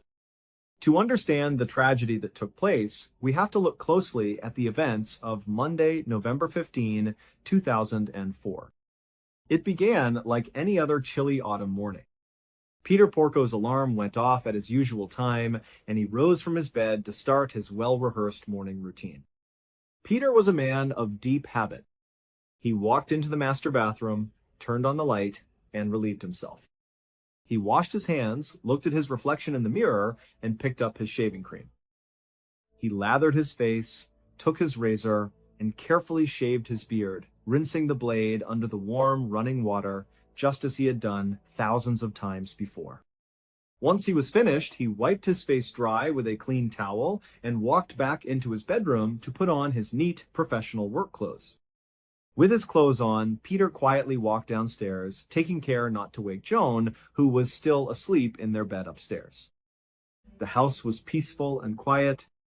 He walked into the kitchen, grabbed the coffee pot, filled it with water, added fresh coffee grounds to the filter, and switched on the machine. As the rich scent of brewing coffee began to fill the kitchen, Peter decided to utilize those few quiet minutes to do some light housework.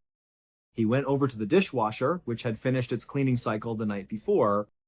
He opened the door, pulled out the racks, and began systematically unloading the clean dishes.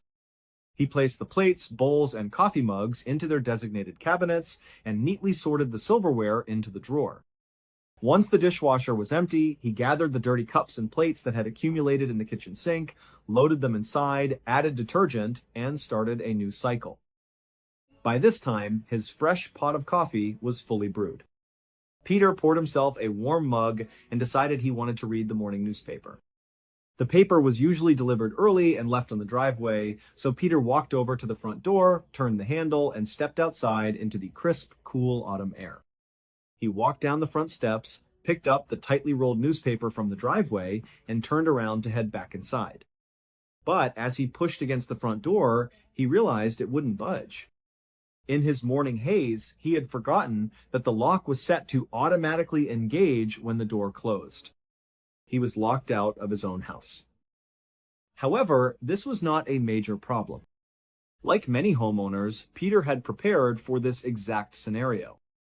He walked over to the welcome mat lying on the front porch, lifted up one of the corners, and retrieved the spare key he kept hidden underneath. He slipped the key into the deadbolt, turned it, opened the door, and walked back into the warm house. He made sure to step back outside for a brief moment to place the spare key back in its hiding spot under the mat before heading back inside. He sat down at the kitchen table, took a sip of his hot coffee, and spent several minutes quietly reading the morning news. When he was finished, he stood up, carried his empty mug over to the sink, and placed it inside. He then opened the refrigerator, took out some sandwich ingredients, and packed himself a neat lunch inside his black lunchbox, preparing for his daily commute to the courthouse. Peter was a man of absolute punctuality. He hated being late, and his colleagues knew they could always count on him to be at his desk precisely on time.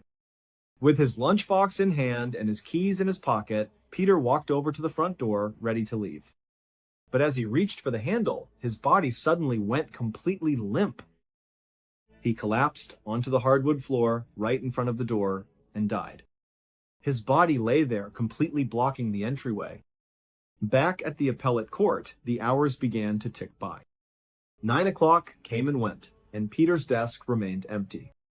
His colleagues were immediately confused. This was completely unlike Peter.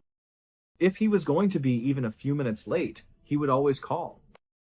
They tried calling his home phone and his cell phone, but there was no answer.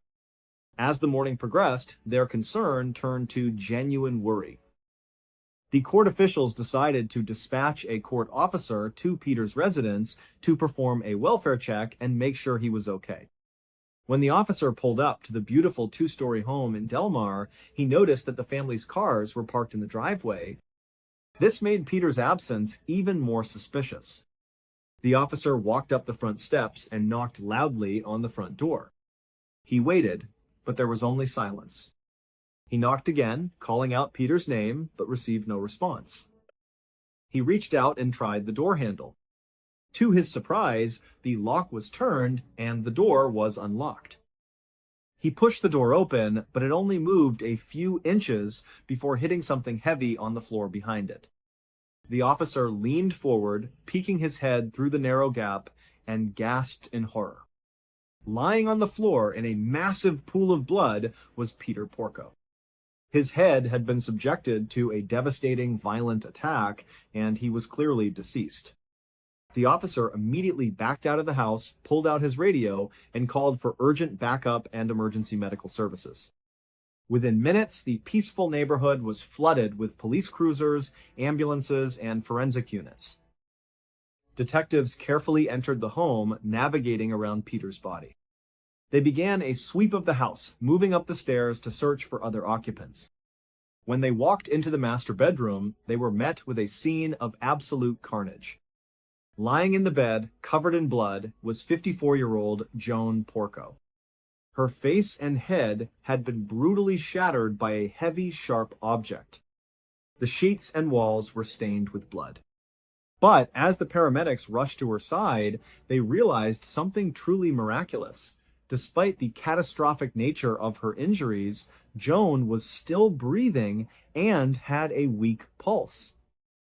She was immediately stabilized, carried down the stairs on a stretcher, and rushed to the nearest hospital, where she underwent hours of emergency neurosurgery. Doctors were forced to place her into a medically induced coma to protect her highly damaged brain, and her survival remained highly uncertain. Back at the crime scene, forensic investigators began meticulously searching for clues. They discovered that the home's security alarm system panel, located near the entrance, had been violently smashed and ripped from the wall. Outside, the landline telephone wires had been cleanly cut with a pair of shears. A screen on one of the basement windows had been sliced open, suggesting that the killer had used that window to slip inside undetected. But as the detectives looked closer, they realized this was not a home invasion robbery gone wrong. Peter's wallet, filled with cash, was sitting right where he had left it. Joan's expensive jewelry was still untouched in her drawers. The killer had bypassed valuable electronics and personal belongings. This was a targeted, highly personal attack. During their search of the home, investigators found a heavy fireman's axe hidden inside one of the bedroom closets. The axe was covered in blood, hair, and bone fragments. It belonged to the Porco family, and testing quickly confirmed that it was indeed the weapon used to attack both Peter and Joan. The police immediately sought to contact the couple's two sons to deliver the tragic news. They reached Jonathan, who was out at sea on his Navy submarine, and he was deeply devastated. They also reached out to the University of Rochester to locate 21-year-old Christopher. When Christopher learned that his parents had been found, he placed a phone call to the police department to get more information. In the recorded phone call, Christopher's voice was shockingly flat and calm. He introduced himself, explained that he had been told his parents were found dead, and asked if the police had any details. The officer asked where he was, and Christopher calmly replied that he was at school in Rochester, New York. When the officer told him to drive straight to Albany Medical Center because his mother was still alive, Christopher simply asked what her condition was, stating he hadn't spoken to her yet. For anyone listening to that recording, the lack of emotion in Christopher's voice was deeply chilling. There was no panic, no tears, and no desperation. He sounded as though he was making a routine inquiry. And as detectives began to dig into Christopher's background, they quickly realized why. Christopher was a cold, calculating psychopath, and he was the one who had planned and executed the attack on his own parents. The investigators discovered that Christopher's life was a massive web of lies and financial fraud. He had been failing out of the University of Rochester due to poor attendance and bad grades. To hide his failures from his parents and maintain a lavish lifestyle, he had been forging his father's signature on major financial documents. He had taken out over $31,000 in student loans and lines of credit in Peter's name, using the money to pay his tuition and purchase a bright yellow Jeep Wrangler. When his parents began receiving notices about these mysterious loans, they realized what their son had done. Just days before the attack, Peter had confronted Christopher in a series of tense, emotional emails. Peter told him that his behavior was a betrayal of trust and that he could no longer support him financially if he continued to lie. But Peter also wrote that he loved him, and he begged Christopher to come home so they could figure out a way to resolve the debt together. Instead of facing his parents and taking responsibility, Christopher decided to eliminate them. On the night of Sunday, November 14th, Christopher snuck out of his college dorm in Rochester. He got into his yellow Jeep and drove more than 200 miles east to his parents' home in Delmar. He arrived in the middle of the night, cut the telephone lines from the outside, and slipped through the basement window. He walked over to the alarm panel and smashed it to silence any alert. He then grabbed his father's fireman's axe, walked quietly up the stairs to the master bedroom, and brutally attacked his sleeping parents, striking them repeatedly in the face and head with the heavy weapon. Believing he had killed them both, Christopher hid the bloody axe in a closet, got back into his yellow Jeep, and drove all the way back to Rochester, arriving at his dorm room in the early morning hours to establish an alibi. But while the crime itself was horrific, it was the medical mystery surrounding Peter Porco's final hours that left investigators and medical experts completely stunned. It is one of the most bizarre and haunting phenomena in forensic history. Peter had been struck 16 times in the head with a heavy axe. His skull was fractured in multiple places, and his brain had suffered catastrophic fatal trauma. But because of the specific way the axe had damaged his brain, the pathways that processed pain and conscious awareness had been completely destroyed, while the deeper, primitive structures of his brain remained intact. In his final moments, Peter's conscious mind was completely offline. He did not realize he had been attacked, and he could not feel the physical trauma. Instead, his brain reverted entirely to procedural memory, the deep-seated habits and routines that he had performed every single day for decades. And so, acting entirely on autopilot, Peter Porco simply got out of bed, walked into the bathroom, shaved his face, got dressed in his work clothes, walked downstairs, made coffee, unloaded the dishwasher, got locked out, retrieved the hidden key, read the newspaper, packed his lunch, and only collapsed and died when his body finally ran out of blood at the front door. The image of a man quietly going about his peaceful, ordinary morning chores while suffering from 16 fatal axe wounds to the head is almost impossible to comprehend. It highlights the incredible, terrifying power of human habit and the complexity of the brain. The trial of Christopher Porco began in 2006 and quickly became a national media sensation. The prosecution presented overwhelming evidence against Christopher, including security camera footage of his yellow Jeep traveling on the New York State Thruway at the exact times of the crime, DNA evidence, and testimony from his college classmate. But the most shocking aspect of the trial was the behavior of his surviving mother, Joan. Joan had survived the horrific attack, though she lost an eye, a portion of her skull, and was left with severe facial scarring. When she first woke up from her medically induced coma, she had indicated to the detectives, through nods and gestures, that Christopher was the person who had attacked them. However, as the trial approached, Joan suffered from profound memory loss regarding the night of the attack. She completely recanted her initial identification of her son and refused to believe that Christopher could commit such a heinous act. She stood by him unconditionally, raising $250,000 to post his bail and allowing him to live with her in the very house where the murder occurred. Every single day of the trial, Joan walked into the courthouse hand in hand with Christopher, presenting a united front to the jury. She pleaded with the public and the court to find the real killer, insisting that her son was completely innocent. Despite her emotional support, the jury was not convinced. The mountain of physical and circumstantial evidence against Christopher was too great to ignore. After several days of deliberation, the jury found Christopher Porco guilty of second-degree murder and attempted murder. He was sentenced to 50 years to life in prison, ensuring he would spend the majority of his remaining years behind bars. Even after the guilty verdict, Joan Porco refused to abandon her son. She continues to visit him in prison and speaks to him on the phone regularly. It remains one of the most tragic, heart-wrenching, and deeply unsettling stories of maternal devotion in true crime history, leaving a lingering, haunting question about the lengths a mother will go to protect her child, even when that child has committed the ultimate betrayal.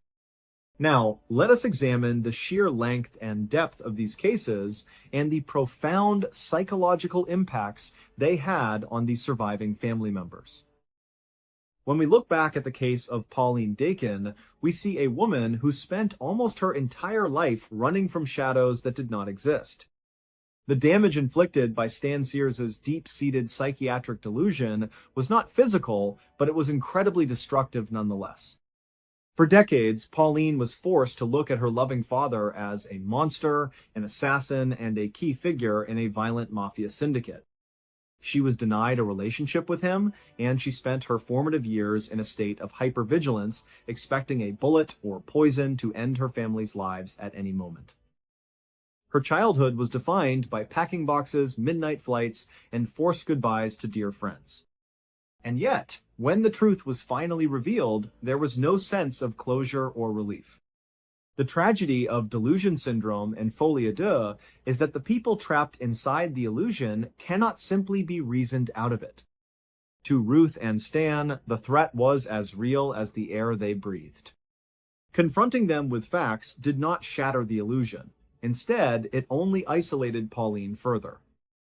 She was left with a choice: to live in their fabricated paranoid world, or to step out into reality and be viewed by her own mother as a doomed, targets of opportunity casualty who had abandoned her protection.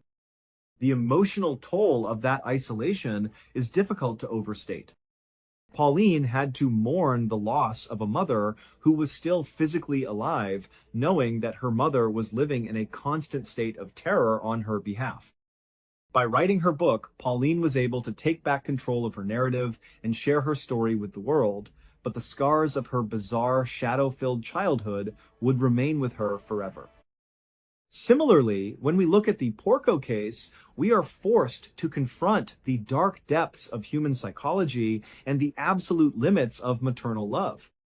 The tragedy of Peter and Joan Porco is one that shakes us to our core because it took place within the safest sanctuary imaginable, a loving, supportive family home in a quiet, peaceful neighborhood. Peter Porco was a father who, even when faced with his son's massive financial betrayal, responded with a letter of disappointment mixed with profound love and an offer of help. He did not throw his son out or turn him in to the police. He begged him to come home so they could solve the problem together as a family.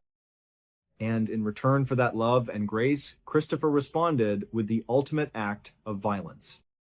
He did not just kill his father, he attempted to erase his entire family, cutting the phone lines and smashing the security system to ensure no help would arrive as he swung a heavy fireman's axe into his sleeping parents' faces. The physical reality of Peter Porco's final moments is something that will forever haunt the minds of those who investigate this case. The human body is a highly complex machine, and when subjected to such extreme trauma, the brain's ability to compartmentalize and rely on procedural memory is both a miracle and a horror. Peter's subconscious mind, working to protect him from the sheer agonizing reality of his injuries, allowed him to spend his final hour of life in peaceful, mundane routine. He did his chores, made his coffee, and checked his mail, totally unaware that his life was slipping away with every step he took. It is an image of profound, tragic peace in the midst of absolute horror. And yet, the tragedy did not end with Peter's death. It continued in the courtroom, where Joan Porco, scarred, disfigured, and permanently damaged by her son's hand, chose to stand by him anyway. The psychological defense mechanisms required for a mother to look at her child, knowing he is accused of hacking her husband to death and trying to do the same to her, and still hold his hand, are mind-boggling. Whether Joan truly lost her memory of that horrific night, or if her mind simply locked the memory away in a dark, inaccessible vault to protect her from a reality too painful to bear, we will never know. But her continued devotion to Christopher, her regular visits to the maximum security prison, and her refusal to acknowledge his guilt serve as a chilling reminder of the complexity of family bonds. These stories, though vastly different in their details, all share a common thread.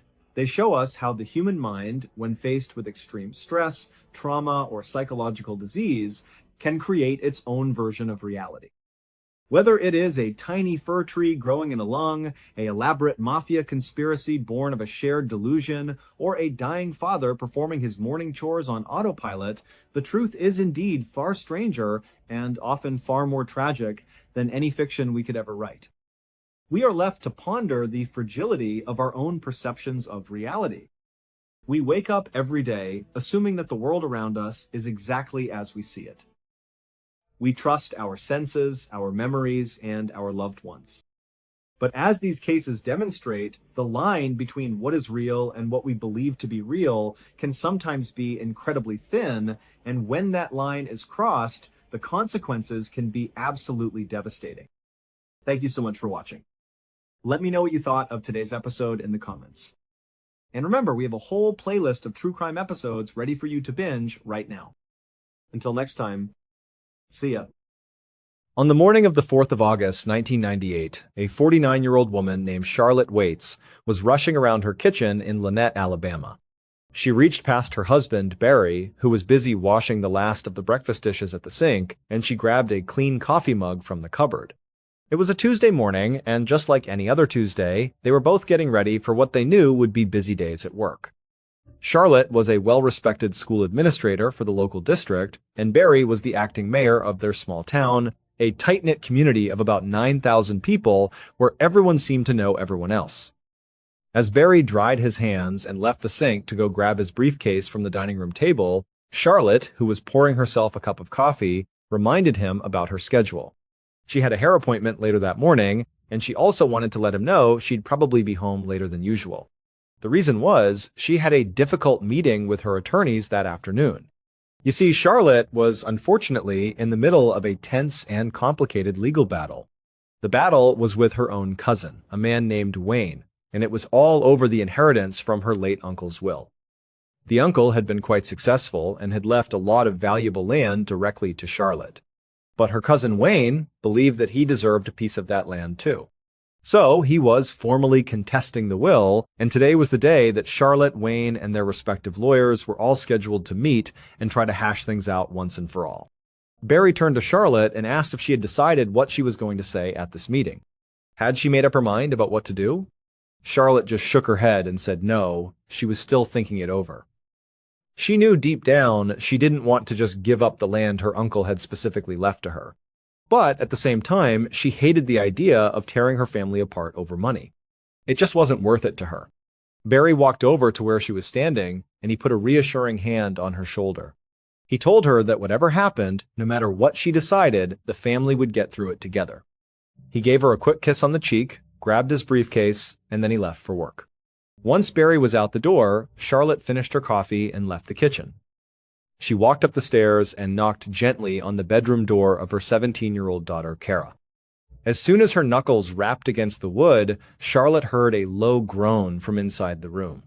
She opened the door, just a crack, and peered inside. She found Kara curled up in bed, looking very tired and very pale.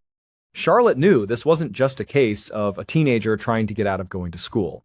The reason Kara looked and sounded the way she did was because she was pregnant and she was dealing with some pretty severe morning sickness. Now, to be honest, Charlotte was not at all thrilled about her 17-year-old daughter being pregnant. But what made it even worse for her was that she absolutely could not stand Kara's boyfriend, a young man named Dave Reed. In Charlotte's eyes, Dave was nothing but trouble. He drank too much, he was constantly getting into minor scrapes with the law, and he was just not the kind of person Charlotte wanted her daughter to be with. At one point, before Kara was pregnant, Charlotte and Barry had actually forbidden her from seeing Dave. They had laid down the law and told her you cannot date him anymore. But in secret, the two teenagers had continued to see each other. And now, Kara was pregnant. So, Charlotte couldn't help but feel a deep sense of disappointment in her daughter's choices. But she also knew, more than ever, that her daughter was going to need a lot of support from her, not just to finish high school, but also to navigate the challenges of being a teen mom. So, for the time being, Charlotte was just trying to keep the peace. With that in mind, she stepped into the bedroom and softly asked Kara how she was feeling.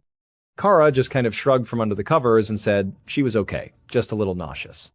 Charlotte was sympathetic and nodded. She walked around the room, tidying up a little bit as she spoke. Then she reminded Kara that her older sister, Heather, was coming home from college that night. She said it would be really nice if they could all have dinner together as a family. Kara told her that she did have a babysitting job that would take up most of the day, but she promised she would be home in time for dinner. Charlotte was pleased to hear that. She told Kara she would see her later that night, said goodbye, and then explained that she had to get going to work herself. So Charlotte left the bedroom, went back downstairs, grabbed her purse from the entryway table, and headed out through the garage to her car. Later that same morning, around 11:30, Charlotte's car was driving back down her quiet residential street, heading toward her house. She lived in a respectable, upper-middle-class neighborhood where pretty much all the neighbors knew each other by name. Historically, crime had been very low in the area. Although it was true that recently there had been a string of robberies nearby, which had put some of the residents on edge. But for the most part, Charlotte and her family always felt safe in their home. Charlotte was having a pretty hectic day. She'd had a very busy morning at work, then she'd gone to the salon for her scheduled haircut, and pretty soon she needed to get back to the office for a few more hours before her big afternoon meeting with her cousin Wayne and all the lawyers. The thing was, Charlotte never really liked how her hair looked immediately after leaving the salon. She always felt it was a bit too styled. So she wanted to make a quick stop at her house to restyle it herself before heading back to work to finish up her day. She pulled her car into the garage, got out, and ran inside the house. She went straight upstairs to the master bathroom. And just as she was plugging in her blow dryer, she heard a door open downstairs. The sound surprised her. She thought Kara was already off at her babysitting job, and Barry almost never came home for his lunch break. So she set the blow dryer down on the counter and went to go see who it was. A few hours later, around 4:30 in the afternoon, Charlotte's 21-year-old daughter Heather pulled her car up to the house. She had just arrived from her college, which was located a few towns away, and she was really excited to see her parents and her sister when they all got home from work that night. But as Heather parked her car in the driveway, she noticed something a little odd. She saw that the main garage door was wide open, and her mom's car was parked inside. This surprised her because when she had spoken to her mom on the phone the day before, Charlotte had specifically said she probably wouldn't be home until around 6 o'clock that evening. But Heather didn't think too much of it. She just figured her mom's plans had changed. So she grabbed her laundry hamper and a couple of big grocery bags filled with her belongings out of the back seat of her car. Then, as she walked into the garage to make her way into the house, she saw that the interior door, the one that led from the garage into the kitchen, was already open, but just a crack. This was also kind of strange. There was no real reason for that door to be left ajar. And so now, sensing that maybe something was a little bit off, Heather walked up to the door and slowly pushed it open. She called out for her mother, asking what she was doing home so early. But there was no answer. The house was completely silent.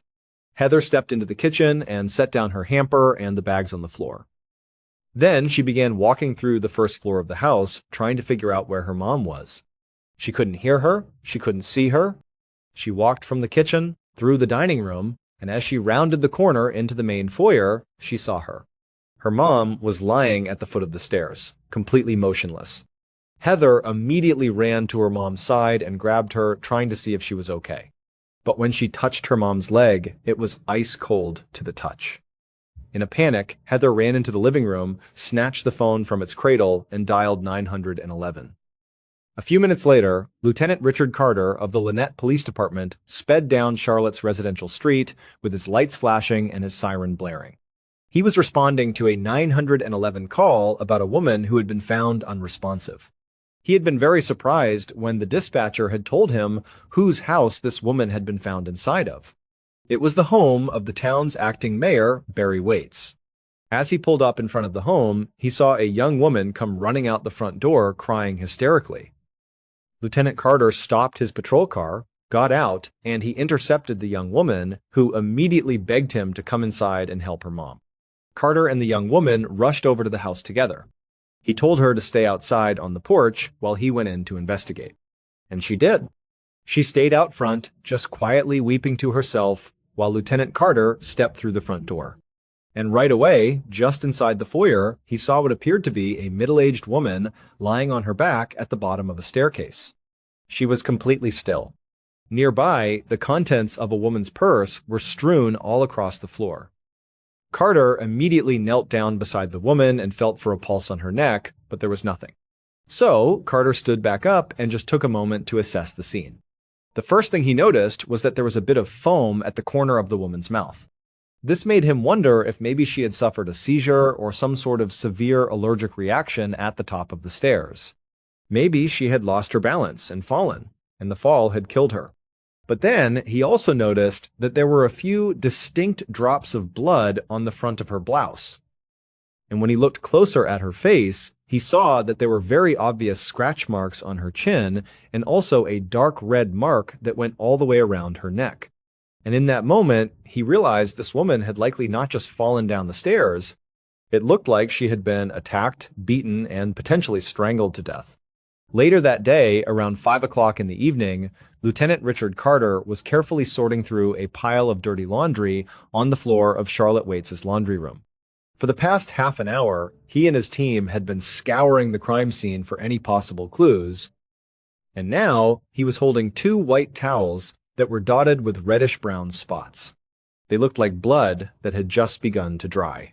He called over a forensics officer and told him to bag the towels as evidence. He couldn't be sure yet that the blood even belonged to Charlotte, but if it did, it could be a very important clue. After searching the entire house, Carter actually had a pretty strong theory about what had happened to Charlotte. There were no signs of forced entry anywhere. The television and other valuables were all still in their proper places. Charlotte's purse had been dumped out on the floor just a few feet away from the stairs, but all of her cash and her credit cards were still inside her wallet. So Carter did not think this was a simple robbery gone wrong. He thought that maybe the killer had just dumped out the purse at the very end to try to make it seem like a robbery, but it was a very weak attempt. This did not look like a robbery at all. What this seemed like, at least to Carter at this point, was that Charlotte had been intentionally killed by somebody that she knew. But just then, Carter heard a commotion coming from near the front door. He went to go see what was going on, and he saw a man out on the doorstep who was literally being physically held back by 2 of his forensics officers. After a second, Carter recognized who it was. It was the town's mayor, Barry Waits, the victim's husband. The officers were trying to keep him outside to prevent him from seeing the scene, but Barry pushed right past them. And right away, he saw what they were trying to keep him from seeing. He saw his wife's body lying there on the floor, obviously dead. And when Barry saw that, he just froze in place and began to hyperventilate. At this point, Carter didn't try to force Barry back outside. Instead, he gently grabbed Barry's arm and led him into the next room. He sat him down on the couch and just tried to get him to calm down, but it was like he couldn't catch his breath. Barry was gasping for air and was really struggling to breathe. Then he actually doubled over and clutched at his chest. Carter thought for a second that he might be having a heart attack. So, instead of trying to talk to him, he just yelled for somebody to call an ambulance. Later that same night, around 8 o'clock, Lieutenant Carter stepped into the lobby of the local hospital's emergency department. He showed his badge to the nurse at the front desk and then asked if he could see Barry Waits. But the nurse told him he would have to wait. They were still running tests on Barry, and he couldn't have any visitors until they were absolutely sure that he was stable. Carter was pretty disappointed to hear this, not because he was desperate to get in there and console the grieving mayor. It was because he needed to talk to the mayor. As the spouse of a potential murder victim, he needed to know what Barry knew as soon as possible. So, he turned to leave. But before he did, he noticed 2 young women sitting in the waiting room. One of them was Barry and Charlotte's daughter, Heather. Carter and Heather had spoken for a few minutes back at the house earlier that day, when she was the one who came running out and directed him inside. They had talked a little bit, but Carter thought to himself, you know what? If I can't talk to Barry right now, maybe I can talk to Heather. Maybe she's calmed down enough that we could have a real conversation. And so, he walked over to her. As Carter approached, Heather looked up, and she definitely recognized who he was. She sort of gave off body language that it was okay for him to come and sit down. And so Carter walked over and sat down next to her. He saw that there was another girl, a teenager, sitting next to Heather. Heather quickly turned and pointed to her and said that this was her younger sister, Kara. Lieutenant Carter nodded and introduced himself to Kara. Then he asked both of them how their dad was doing.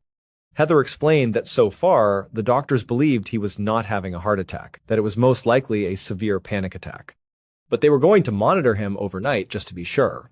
Both of the girls seemed incredibly upset. They had tears in their eyes, and they both appeared to be in a state of shock. They hadn't really done anything suspicious, but Carter knew he couldn't just rule them out as suspects yet. He had to ask them some pointed questions. So he took out his notebook, and as delicately as he could, He began asking them what they knew. By this point, Carter's officers had already learned that Charlotte had left her work around 11 o'clock that morning. It wasn't until about 1 o'clock in the afternoon that her coworkers had called her house because she hadn't come back to the office. They said there was no answer. And so that meant the murder had likely taken place sometime between 11 in the morning and 1 in the afternoon. With that timeline in mind, Carter asked Heather and Kara where they had been during that specific window of time. Kara told him that she had been babysitting all day, and Heather said she had been at her college, which was 30 miles away, until around 4 o'clock that afternoon, when she had left to drive to her parents' house. At some point, Carter asked both of them if they had any idea if there was someone out there who might have had a grudge against their mother or who might have wanted to hurt her. The girls immediately shook their heads and said, "Absolutely not. There was no one. Their mom was wonderful and everybody seemed to like her." They insisted they were just a happy, normal family with no major issues that they knew of. Carter jotted all of this down in his notebook, and his plan was to check out the daughters' alibis as soon as he got back to the station. The next day, Lieutenant Carter was at the precinct, debriefing with the other investigators who were assigned to Charlotte's case. He had listened to the local news on the radio while he was driving to work that morning. And since Charlotte was the acting mayor's wife, her murder was all anybody in town could talk about.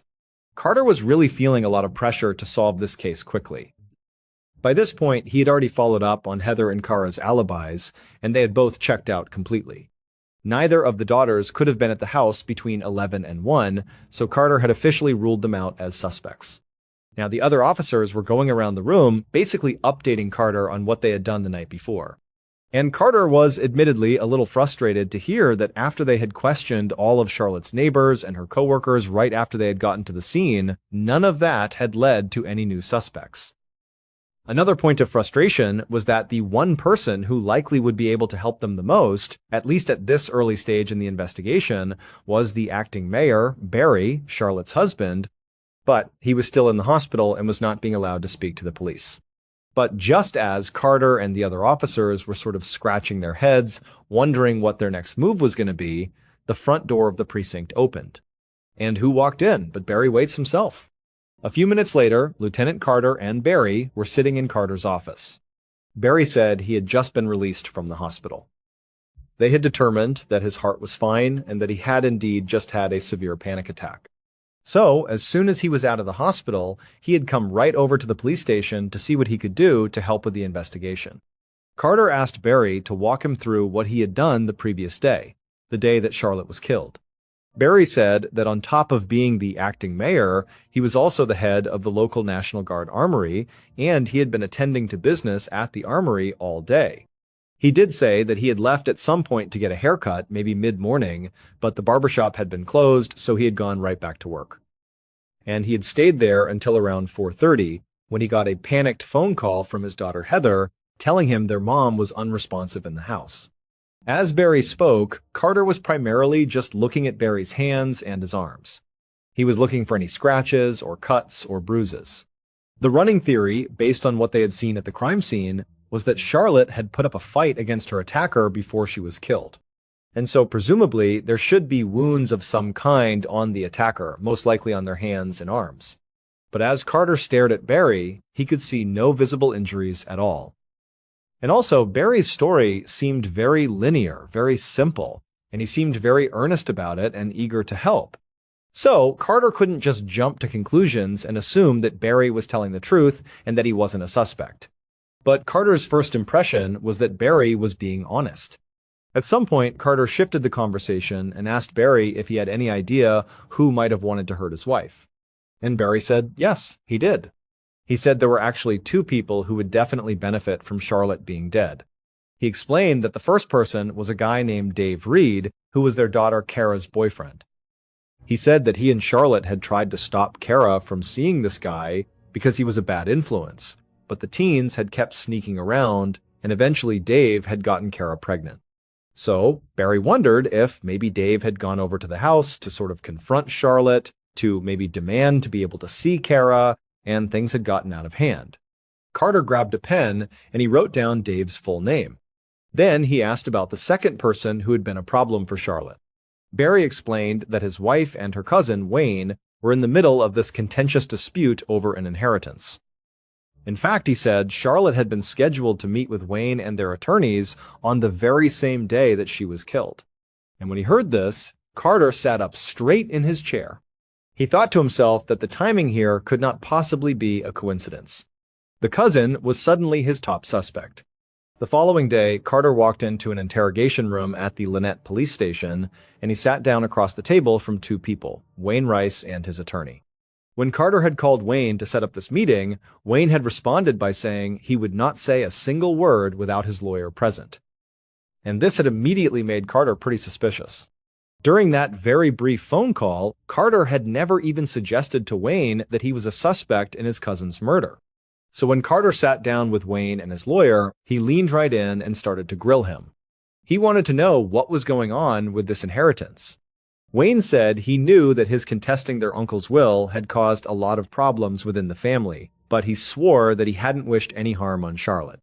In fact, he claimed she had been his best ally at the time of her death. Carter asked him to explain what he meant by that. Wayne said that the last time he spoke to Charlotte, she seemed to be in favor of giving him some of the land that their uncle had left to her. According to Wayne, Charlotte had said she was really upset about the family being torn apart over money, and she felt like keeping all the land for herself just wasn't worth the conflict. And when Carter heard this, he was pretty surprised. Barry had made it sound like Charlotte had no intention of giving up the land to Wayne, like that wasn't even an option on the table. So Carter wondered if anything Wayne was saying here was even true. He asked Wayne for his alibi, and Wayne said he had literally been at work all day at an aluminum processing plant just outside of town. He said he hadn't even left for lunch that day, which was something he typically did. He insisted he was at work, truly, all day. And then he also gave Carter the names of several of his coworkers who could confirm his whereabouts. Before Carter let Wayne go, he asked him if he could take his fingerprints. Wayne immediately looked over at his attorney. His attorney gave him a slight nod. And so Wayne looked back at Carter and said, okay. Later that same day, Carter sat down with the other suspect on his list, Kara's boyfriend, Dave. Dave was very moody and standoffish. He just seemed kind of annoyed that he was even there. When Carter asked him if he knew why he had been called to the station in the first place, Dave just kind of sighed and said, yeah, I do. He had heard about what happened to Kara's mother, and he knew that given his contentious relationship with her and her husband, that of course he was going to be viewed as a suspect, which to him was completely absurd. Carter just asked Dave point blank about his relationship with Kara's parents. Dave admitted that, yeah, they definitely didn't like him. But Dave insisted he would never hurt Charlotte or Barry for that matter. And he hadn't even been in town the day that she was killed. He had been at work all day, at a landscaping job miles away. Carter asked for the names of some of Dave's coworkers to verify his alibi, and he also asked him to provide his fingerprints. Dave sort of rolled his eyes and said, "You're wasting your time," but he agreed to do it just because he wanted to clear his name. A couple of weeks later, in the middle of August, Lieutenant Carter sat at his desk, flipping through Charlotte's autopsy report, which he had just received from the medical examiner. And he realized that Charlotte's murder had been even more brutal than he had initially thought. It turned out the murder weapon had been Charlotte's own blouse. Her killer had grabbed the 2 long strings that were dangling from her neckline and had used them to strangle her to death. She had also received a pretty serious head injury that could have been fatal on its own, and she also had a broken wrist. This level of violence made Carter feel even more sure that this murder had to have been personal. But as he read deeper into the report, the physical evidence seemed to paint a different picture. There were 3 sets of fingerprints that had been found at the crime scene. 2 of them belonged to Barry and Kara, which was not a surprise at all because they lived in the house. But the 3rd set of prints was unidentified. And it wasn't a match for any of the suspects on Carter's radar, including Kara's boyfriend Dave and Charlotte's cousin Wayne. So, at this point, Lieutenant Carter just felt kind of stuck. To make matters worse, Barry, Wayne, and Dave's alibis had all checked out as well. So, truly, his list of suspects was basically down to 0. If Charlotte had been killed by someone she knew, which was still the initial running theory, Carter was going to have to dig even harder to find out who it was. In October of 1998, a couple of months after Charlotte Waits was killed, Lieutenant Carter walked into the Lynette police precinct right as the desk sergeant was hanging up the phone. The sergeant stopped Carter and told him they had just gotten yet another call on the Charlotte Waits tip line. And before the sergeant even explained what the caller had said, Carter felt a sense of dread building in the pit of his stomach. Ever since the police had set up this tip line for information on Charlotte's murder, it had been flooded with calls basically every single day. But rather than all these tips helping with the case, the tip line had actually just slowed the investigation down. Carter and his team had to take valuable time to follow up on every single one of these leads, even though most of them were just rumors and wild conspiracy theories. By this point, from all these tips, they'd looked into a young man who lived on the same street as Charlotte and who had a history of robbing houses, but he had an airtight alibi. They had also investigated another local man who had strangled his girlfriend in a way that was similar to how Charlotte was attacked, but he also had an alibi. Carter had even driven all the way to Georgia to investigate a tip that a small-time criminal had bragged at a party about killing Charlotte, only to find out that this criminal had an alibi too, and that the tipster had made the whole story up just to get him in trouble. Adding to the confusion, their fingerprint expert had told Carter that the third unidentified set of prints found at the scene could possibly belong to a child, and so it might be totally unrelated to the murder. So now, as Carter looked over at the desk sergeant who was getting ready to tell him about whatever call he had just had, Carter just braced himself for more bad news, because all these tip calls were basically bad news. And when the desk sergeant spoke, it was indeed more bad news. The sergeant said this call wasn't even a tip at all. A local woman had just called in to complain about the lack of progress in the investigation. As difficult as it was for Carter to hear that now, in addition to all the pressure he was feeling that locals were literally spamming the hotline just to complain about him, he also understood their frustration. He was feeling just as upset as everybody else in town. But after running into nothing but dead ends, he was completely out of ideas. And he had a sinking feeling in his gut that unless something major changed soon, this case, unfortunately, was going to go cold. Fast forward about 3 years to one morning in 2001. On this day, Lieutenant Carter was working at his desk when he heard a familiar sound. The precinct's tip line was ringing yet again. After that initial wave of tips on the Charlotte Waits case, the investigation had completely stalled out for a couple of years. It was basically cold. Carter had ultimately been reassigned to other cases, and Charlotte's family had just sort of been forced to move on without any sort of closure. Kara had her baby, and Heather had graduated from college and was working a real job. And Barry had also basically moved on with his life. He had gotten remarried and was still very much involved in local politics. In fact, just the previous year, he had run for a term on the city council. However, during that election cycle, Barry's opponent had publicly accused him of killing his wife Charlotte. And even though he had no actual evidence to support his accusation, aside from the bizarre fact that he had a dream about it, all the media attention from these accusations had totally reinvigorated the case. And calls had once again begun flowing into the tip line. However, just like before, the vast majority of these tips were just wild theories and local gossip. But on that particular day, when the desk sergeant who manned the tip line opened up Carter's office door, Carter looked up and saw that the sergeant was visibly excited. Whatever he had just heard on the tip line actually mattered. And before Carter could even ask him what he had heard, the desk sergeant said he had just spoken to 2 tipsters who clearly had some real information that they wanted to share, information that was going to blow this case wide open. Based on that crucial tip, the forensic evidence and new witness testimony, this is what police believe actually happened to Charlotte Waits on the 4th of August, 1998. Around 11:30 in the morning, the killer pulled up outside of Charlotte's house, and right away, they recognized Charlotte's car parked in the garage. When they saw it, their heart raced with a mix of excitement and anxiety because they hadn't been sure that she would even be home. But clearly, the killer had arrived at just the right time. So they parked their car at the end of the driveway, they walked up into the open garage, and they went over to the interior door that led into the house. They tried the handle and found that it was unlocked. So they opened it up. The killer stepped inside the kitchen, and right away they heard footsteps on the second floor. They knew it had to be Charlotte. There was nobody else home at this time of day. The killer quietly closed the door behind them. They went around to the stairs that led to the second floor, and up they went. And right as the killer reached the second floor hallway, Charlotte came out of the bathroom and saw them standing there. Charlotte was definitely very surprised to see them. The killer immediately just asked her a question, point blank. And when she answered the question, it was not what the killer wanted to hear. So, the killer tried to get her to change her mind to answer this question differently. But the conversation quickly escalated into a full-blown argument. And then, the killer just totally lost their temper and hit Charlotte hard across the face. Blood immediately began pouring from Charlotte's nose. Stunned, she just stepped back and went back into the bathroom to grab a towel to blot her face with it.